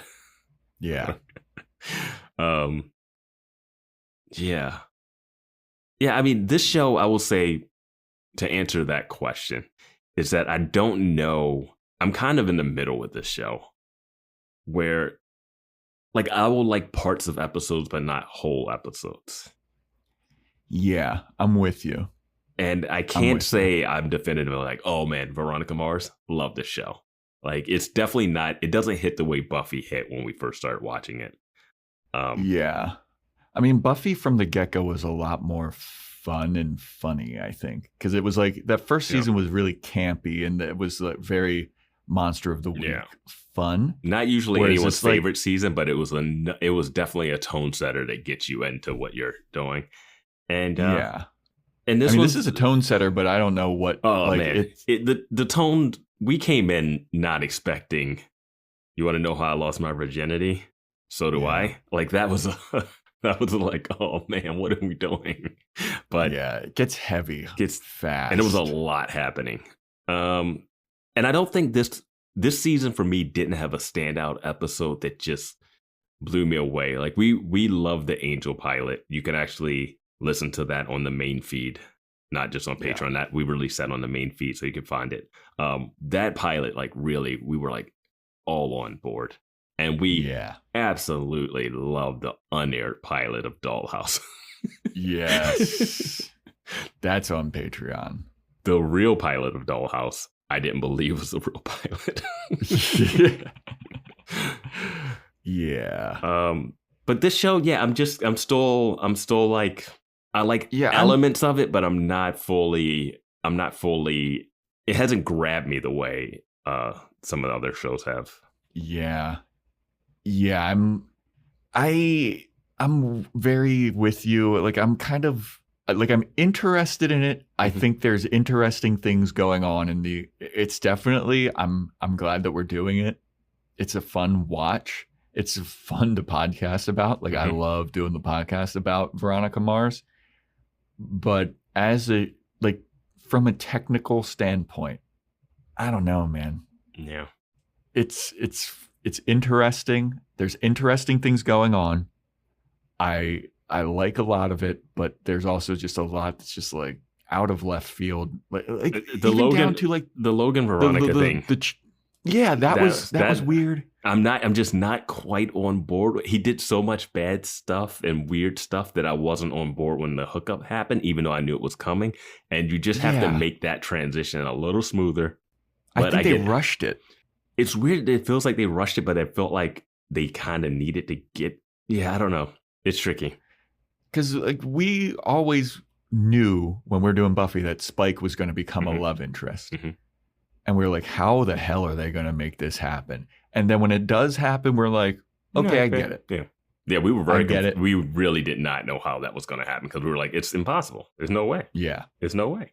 But we, you know, I think more Vance, like you were like, Logan's going to be a love interest. I just don't know how they get there. And then they got there in like episode 12 or something, or 13, or I don't remember exactly when it was, the episode number, but it felt a little rushed and unearned. It's pretty late. It's weapons of class destruction when they kiss. Okay. So, and that's like 18 or something, or. Oh shit. Okay. Yeah, that is pretty far in there. Yeah, they were pretty far in, which it's crazy because it felt rushed, but it's also like they need to get there, but I don't feel like they were working there the right way or something. It just didn't hit the way. It just didn't hit where I was like, oh my God. I think it's literally the way it's shot. They come out, they walk away, and then they come back and kiss. It wasn't like they had an episode where they were hanging out together. Like if they were doing it with the mom stuff, because they were trying to do the mom stuff, but it wasn't like they had to like stake out somewhere. Like she's not even with him waiting. She's like dealing with Meg's issues, and then she goes back, and then he, you know, like there was a way to like try to humanize him and then make her fall for him humanize, but I don't know. For me, it didn't work. I'm just curious to see where it goes. I'm really intrigued by what the second season could be. Yeah, I'm intrigued. I'm curious what the big mystery is going to be, if there is an overlapping mystery. Yeah. You know what? Also, too, is like we're terrible at the predictions for this season. Can't wait for our predictions for next season based off of nothing. I wrote just a couple because I was like, I have no fucking idea. I took some swings and I took some not so swings. Yeah. But yeah, that's our thoughts. I mean, we kind of call it like I'm seeing there's certain parts of it, but the show overall hasn't hooked me as much as, and I was intrigued by the show even before we did it. That's part of the reason we did it, because I've heard so much about Veronica Mars.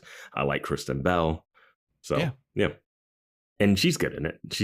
I think Kristen Bell will consistently get better as the series goes on. Because I feel like this was like the other thing. I also think she wasn't at the level that yeah, like I feel like a lot of the actors are still very green in this. Mm-hmm. And like they're going to develop and become better actors throughout. And it's going to, I think that, I'm just going to say that I think that season 2 is going to be better than season 1. Mm-hmm. But then again, we have veteran actors like Keith, who's just doing weird shit. I think he's doing weird choices and I don't fault him for it, man. It's like my favorite part, like when he shows up and he does a Keithism and you're like, well, that was some nice lightheartedness between the incest, sexual abuse drama. Like, but then there's also times where he's like creepy as fuck, like when he was with the squatter. I thought that was hilarious. I know exactly what I'm saying. You want to see crazy? I'll show you crazy.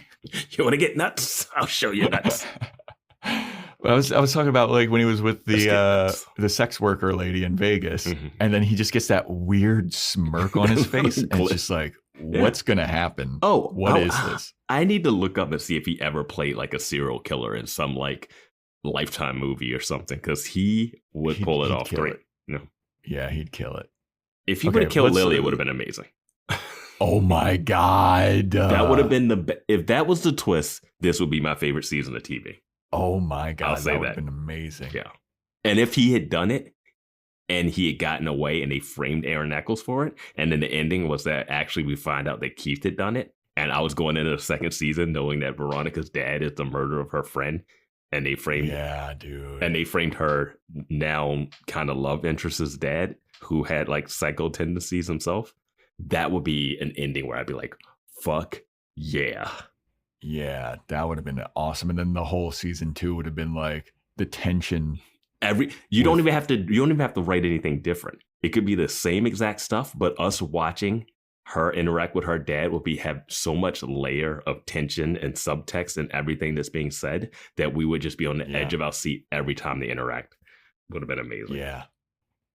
we see him continue to kill, and right before he kills people, he goes, "Who's your daddy?" Yeah, it's not a cute phrase. It's his like murder slogan. Yeah. Oh man, he framed the E string strangler too. Yeah. Yeah. Anyway, all right. What a tangent. So, yeah, people liked and didn't like. We'll just run through these kind of quickly. Where is it? I can't find it. Favorite? What are we Just doing? Okay podcast episodes. Which one do you want to do first? Just Okay or favorite podcast? Let's just do Just Okay. Okay. Actually, Just Okay. Yeah, let's do the Just Okay. All right. And this is interesting because it is spread throughout. Yeah, you look at this graph and you're like, whoa. So I kind of wrote these down mostly off of, I'll kind of go through this because I'm going to go in the top down order. I'm going to go from the first one. The number one that got the most like first and second place votes as a Just Okay podcast episode was the pilot, which I'm fine with. Yeah. Yeah. I mean, it's the beginning. Yeah.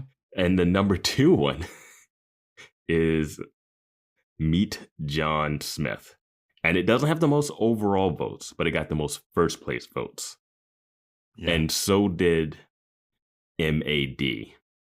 Got the most short destruction. Got the most first place votes, but not the most overall votes as a Just Okay podcast episode from our listeners. And then after that, you get an Echoes Family Christmas that got the most overall votes as a not so great episode. So I think that's because people liked the episode so much, and the podcast that we did, we weren't like as high on the episode. Yeah, I was going to say, looking at the spread of this Just Okay podcasting, you guys ask us, do we even like the show? Do you even like the podcast? Yes, that's what triggered it. Do you guys like the podcast? Because looking at the spread for the favorite episodes, it's a lot different. The favorite episodes peaks at A Trip to the Dentist, episode 21 of 22. Yeah. Which is, thanks for sticking it out if you did. So the favorite podcasts end up being A Trip to the Dentist, Leave It to Beaver, so the last two episodes, and then Betty and Veronica. Yeah. And Mars v. Mars got some. Are we doing a good job? I don't know. I don't know. Vance, are we doing a good job? Did we fuck up? Should we have done Gilmore Girls? I mean, I got 3 of the 4 divine beasts in Breath of the Wild, so it worked out for me.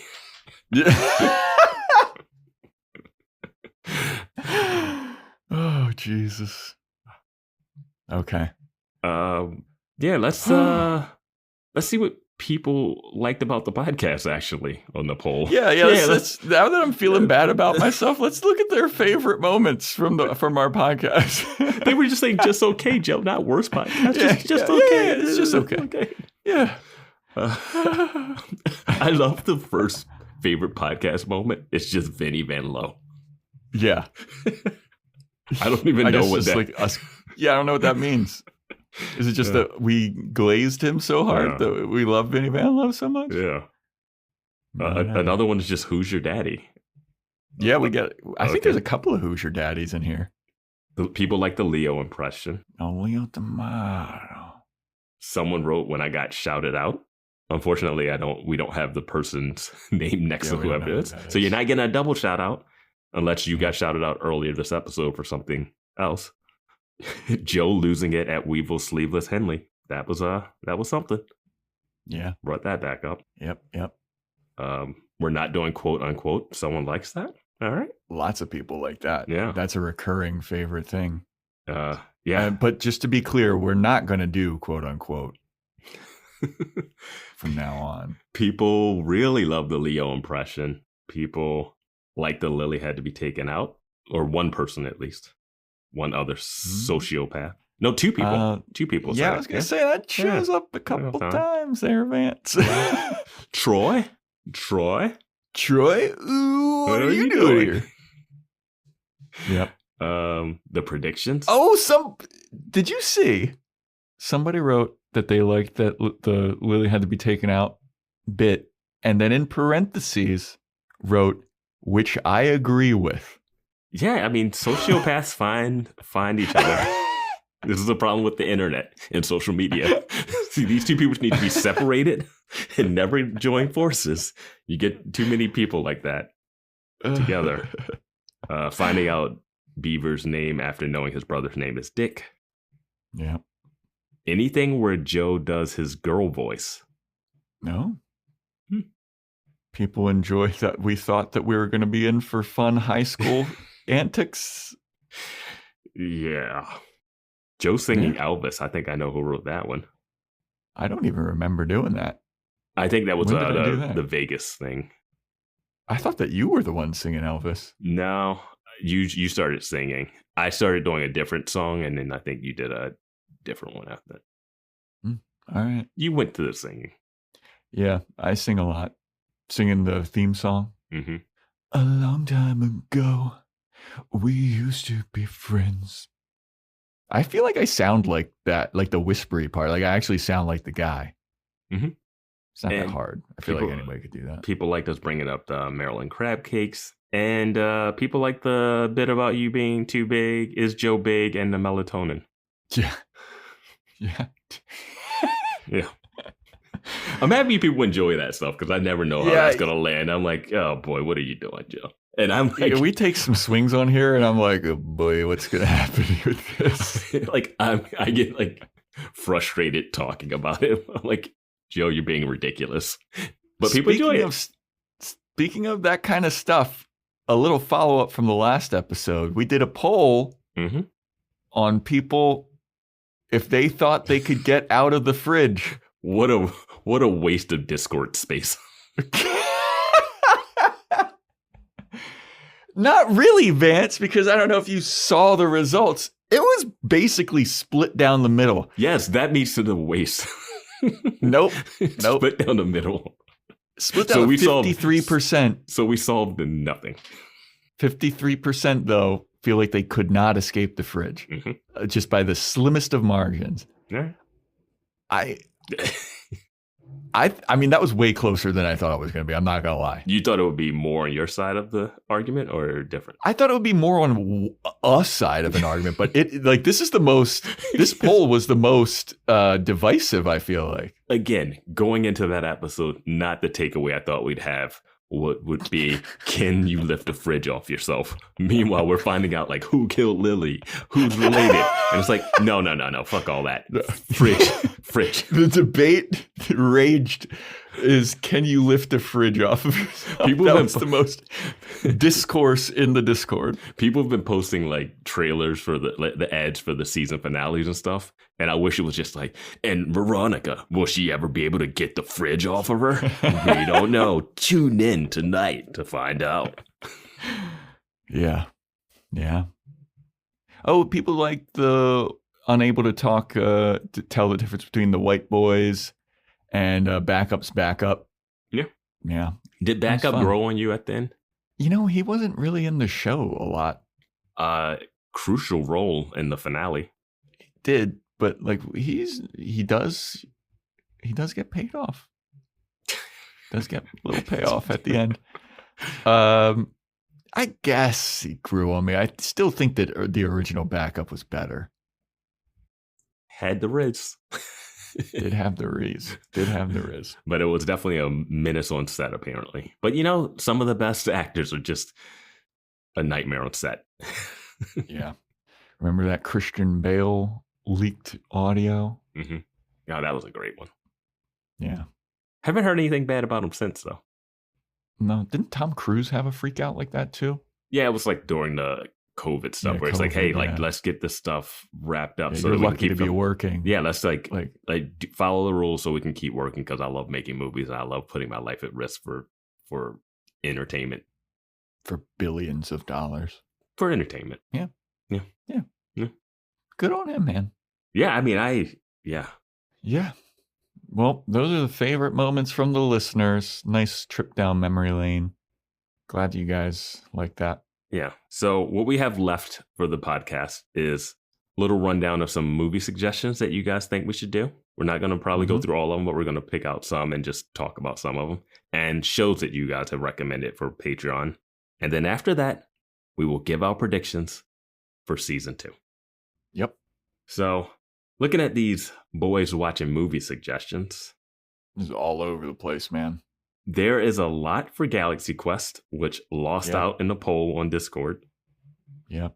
To Empire Records. Yeah. Lots of calls for you to watch The Matrix. Yep. Which we did a poll also for that, and it didn't win, right? Is that what won that poll?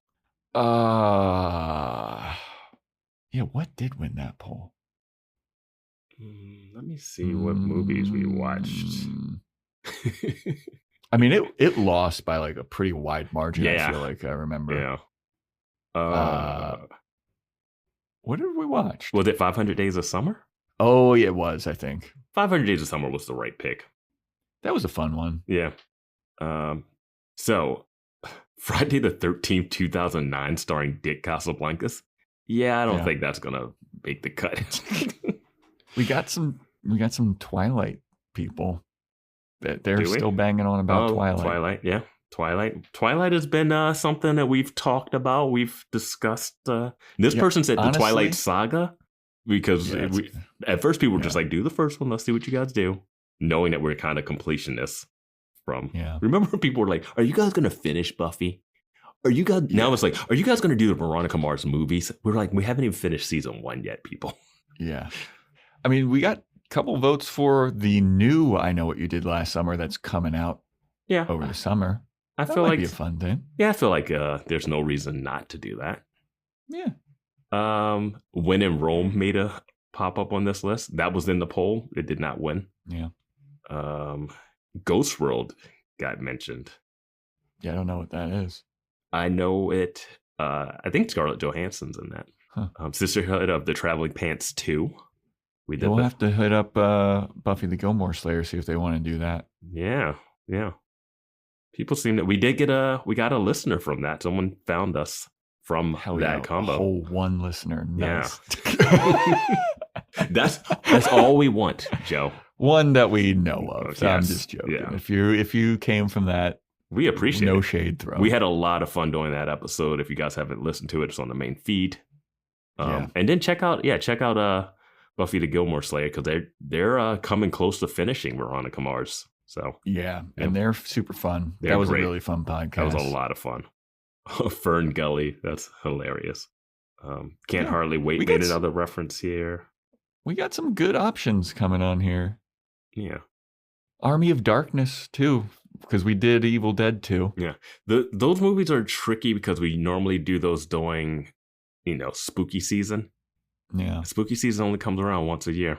And there's so Tell many. that the fucking TJ Maxx and Marshalls that already has, it's June as of this recording. They already have Halloween shit up. What? Why? Because of the I Know What You Did Last Summer stuff coming out this summer? It's just Halloween takes over. People complain about how long Christmas season is. Halloween gets started before July 4th out here, everybody. It's egregious. I fucking hate it. Let me enjoy the summer. I'm not ready to go back to school yet, people. Yeah. Haven't even done my summer reading yet. Let me enjoy some pool time. Oh my God. Don't remind me that fucking Halloween's coming up. Summer reading. Someone mentioned House, the 1977 movie. I watched that movie, part of a weird movie club. Really good. Really good. I've never even heard of that. Yeah. Beau is Afraid. I don't think that's going to make the list, guys. Never even heard of that one either. That one's recent. Yeah, there's some on here that I was like, I've never even... Joe hasn't heard of any movies. Yeah. Especially if they're like those early 90s, late 80s things. Or apparently anything anything from like 7 years ago. Yeah. Right. Yeah. Cool. Got some good options. Thanks for the Ghost World popped up. I've never heard of that. We got some good options, taking them into consideration. Yeah. We'll definitely get to some of these for sure. Yeah. It's none on here that we've already done.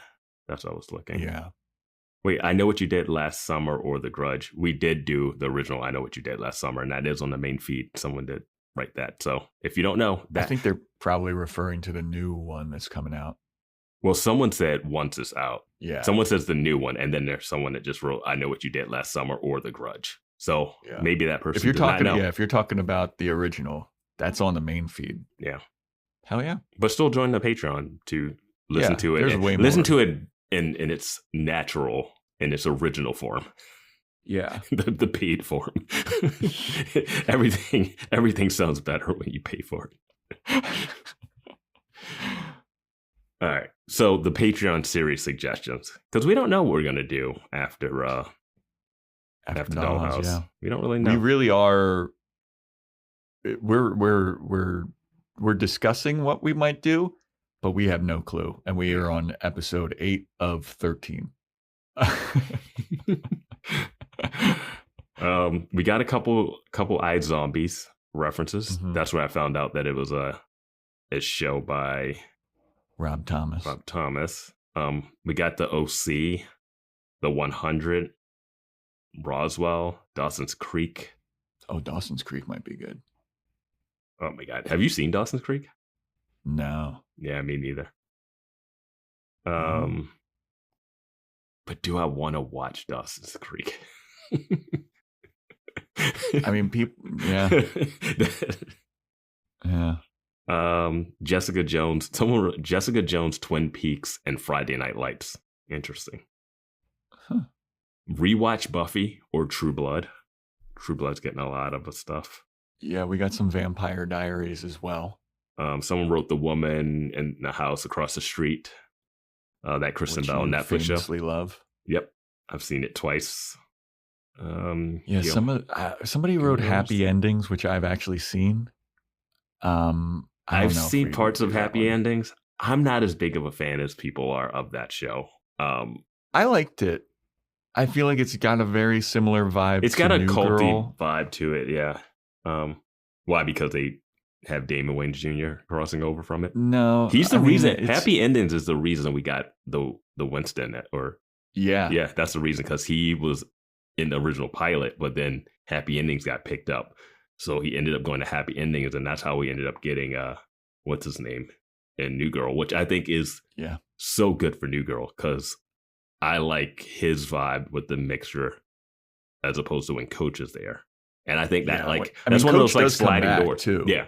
And it's like when he comes back, he's fine in it. But I don't know, the main crew that they had, he's so good. What's the actor's name? I mean, it was a happy accident. Yeah. That he went to Happy Ending. Like, I liked Happy Endings. I think that I saw Adam Pally at UCB in New York like all the fucking time. No, he was a bit, Mm-hmm. He's great as an improviser. Yeah. But I liked the show. I just feel like it'd be hard to do a comedy, you know? Yeah.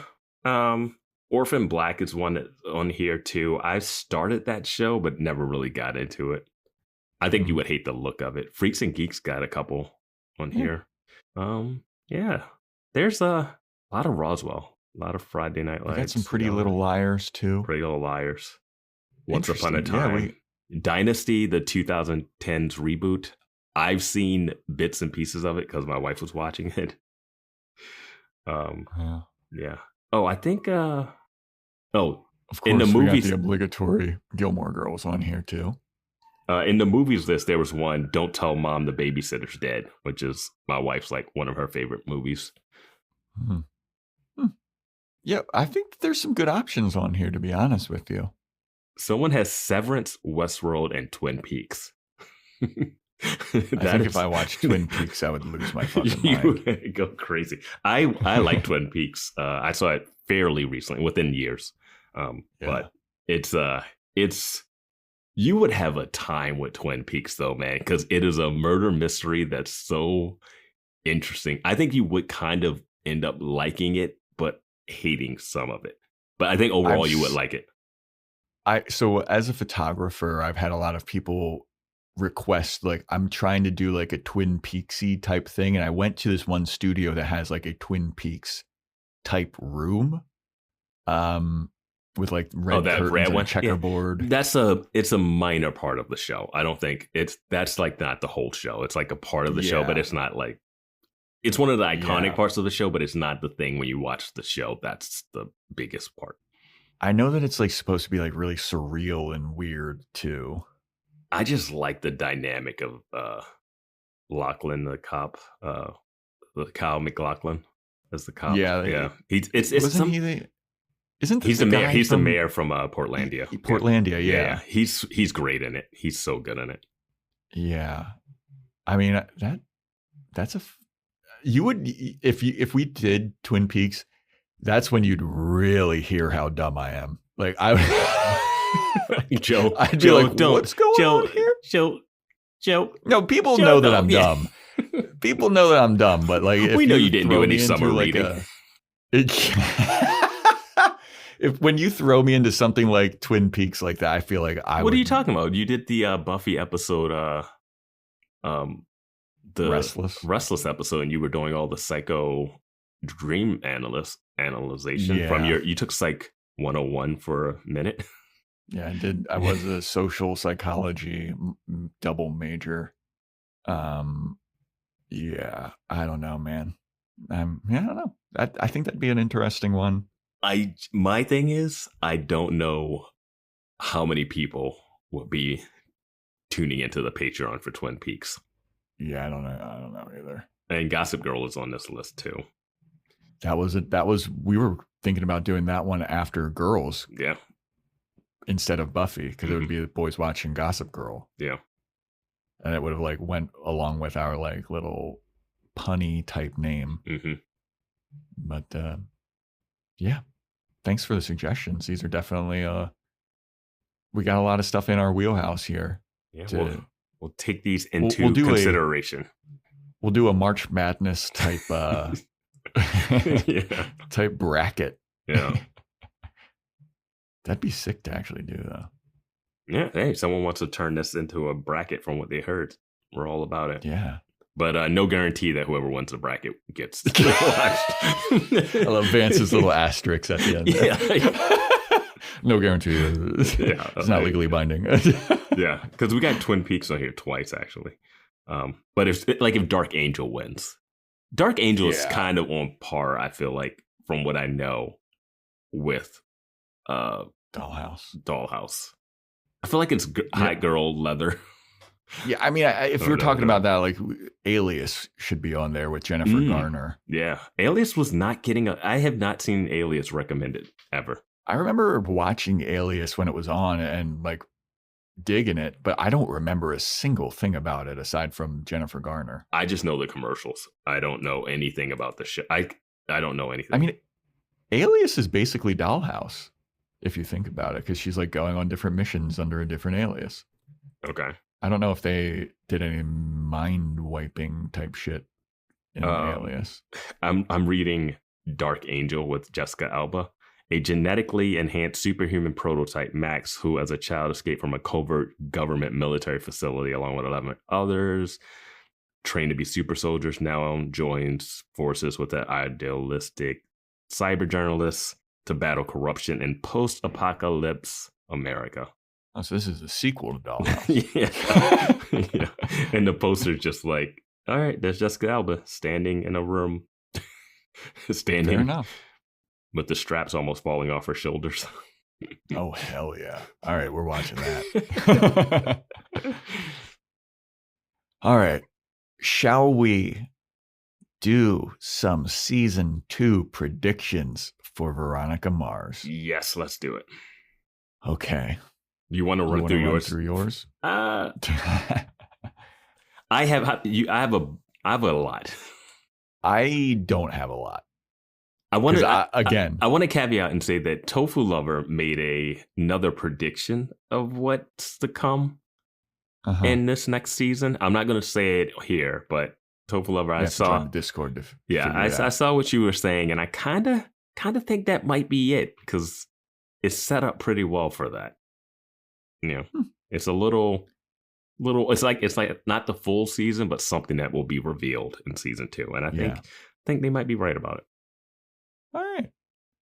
Well, I have only 3 predictions for season 2. Wow. Because honestly, I have no fucking idea what's to come. You wrote a whole fanfic on Discord, and you can only come up with 3 things. I did write a fanfic for Dollhouse. Yeah, but you can only come up with 3 things for this? All right.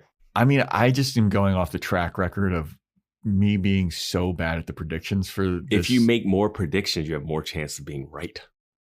Yeah, I know. But I just, maybe my imagination is just like dead. All right. Because I only got 3. So number 1 prediction, Keith and Alicia get engaged. Okay. Gonna guess that. And I think that Wallace is going to warm up to the thought of this happening. Oh, I think he's already warmed up. Now. I don't know. I don't know. He's still on the fence. I think he's going to be warmed up to Keith. They're going to get engaged by the end of season 2. Mm-hmm. Another prediction. Dick Casablancas is going to be the main villain of season 2. I think he's going to play a much bigger role in season 2. And he's up to like some really bad, I'm going to say drug trafficking stuff. Okay. I think they like him too much to make him a full-on baddie. Fair enough. I think that he's going to be a full-on baddie, but we'll figure it out. And my last prediction, there's going to be one episode where Keith and Vinnie Van Lowe have to team up, and they're going to have hijinks ensue. And then they're going to have an understanding at the end where it's like, oh, Vinnie Van Lowe, you're not so bad. But then Vinnie Van Lowe does one extra thing that makes it like, oh, he is a dickhead. Mm-hmm. So those are the 3 that I got. Okay. I know it's not a lot. I know they're not the biggest swings in the world. But I just have no idea what to expect from the show at all. Yeah, I even came up with one while we were doing this episode. I know. You were like, oh, new prediction. Yeah. Like, damn. So I also have the Keith and Vinnie Van Lowe have to partner up on the case. That's one of mine. I have Troy returns for revenge against Veronica. Ooh, I feel like you've been talking about that. Oh, yeah. I thought he was coming back this season. Like, why are you still driving the opposite direction after you found out you don't have the drugs? Like, yeah. We see some of the courtroom trial of Aaron Eccles. Ooh, okay. I have, this is the wrong name, but Logan's mom is still alive. Lynn. Yeah, I always forget her name. Lynn Eccles is still alive. And I have Wallace and or Weevil make out with Trina. Oh, shit.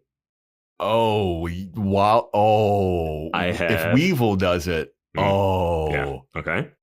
So at first it was just going to be Wallace, and I was like, you know what? I could see a Weevil in there. So I'm hedging my bets on Wallace or Weevil make out with Trina.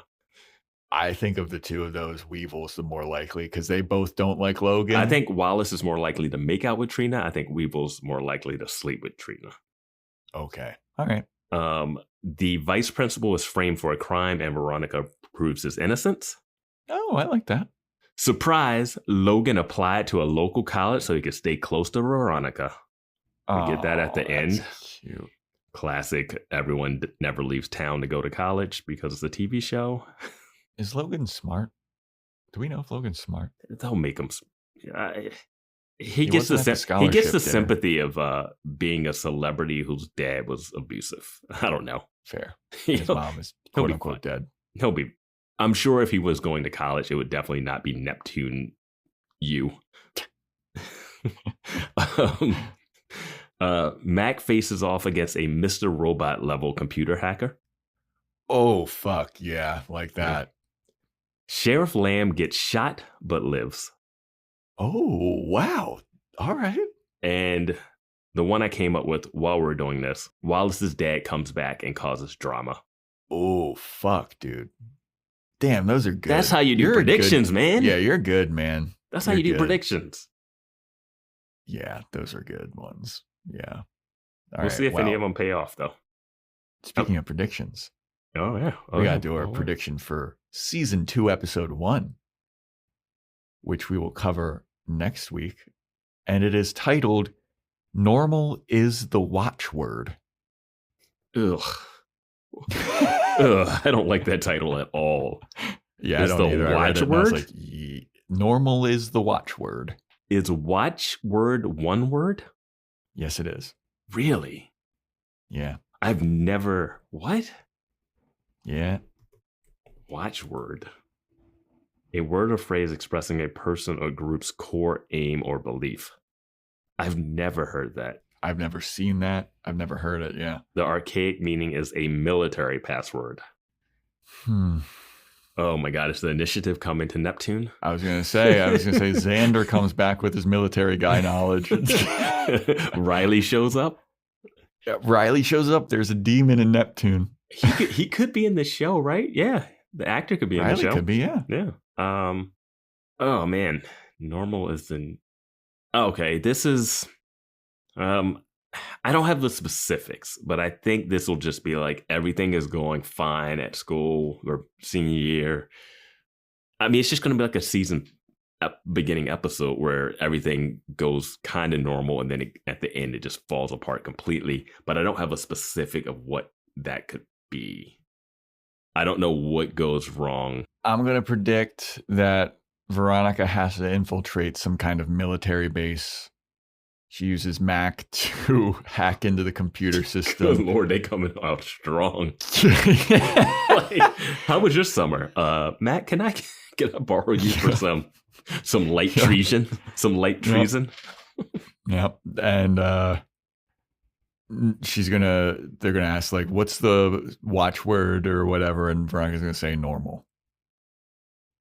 So there you go. That's a good one. Watchword normal. Yeah, I think I'm going to say Veronica is now back to being kind of popular at school. People like her. She's not an outcast. Yeah, she's not a pariah anymore. She's not a pariah. But then it ends on a crazy, crazy cliffhanger of oh boy, this is going to be a long year. All right. Well, that's a wrap, everybody.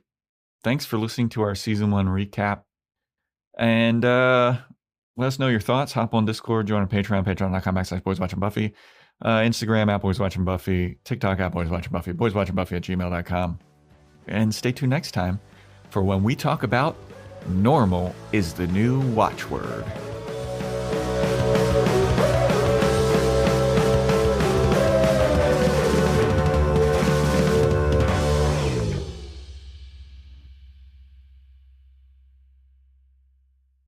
Seltzer Kings podcasts.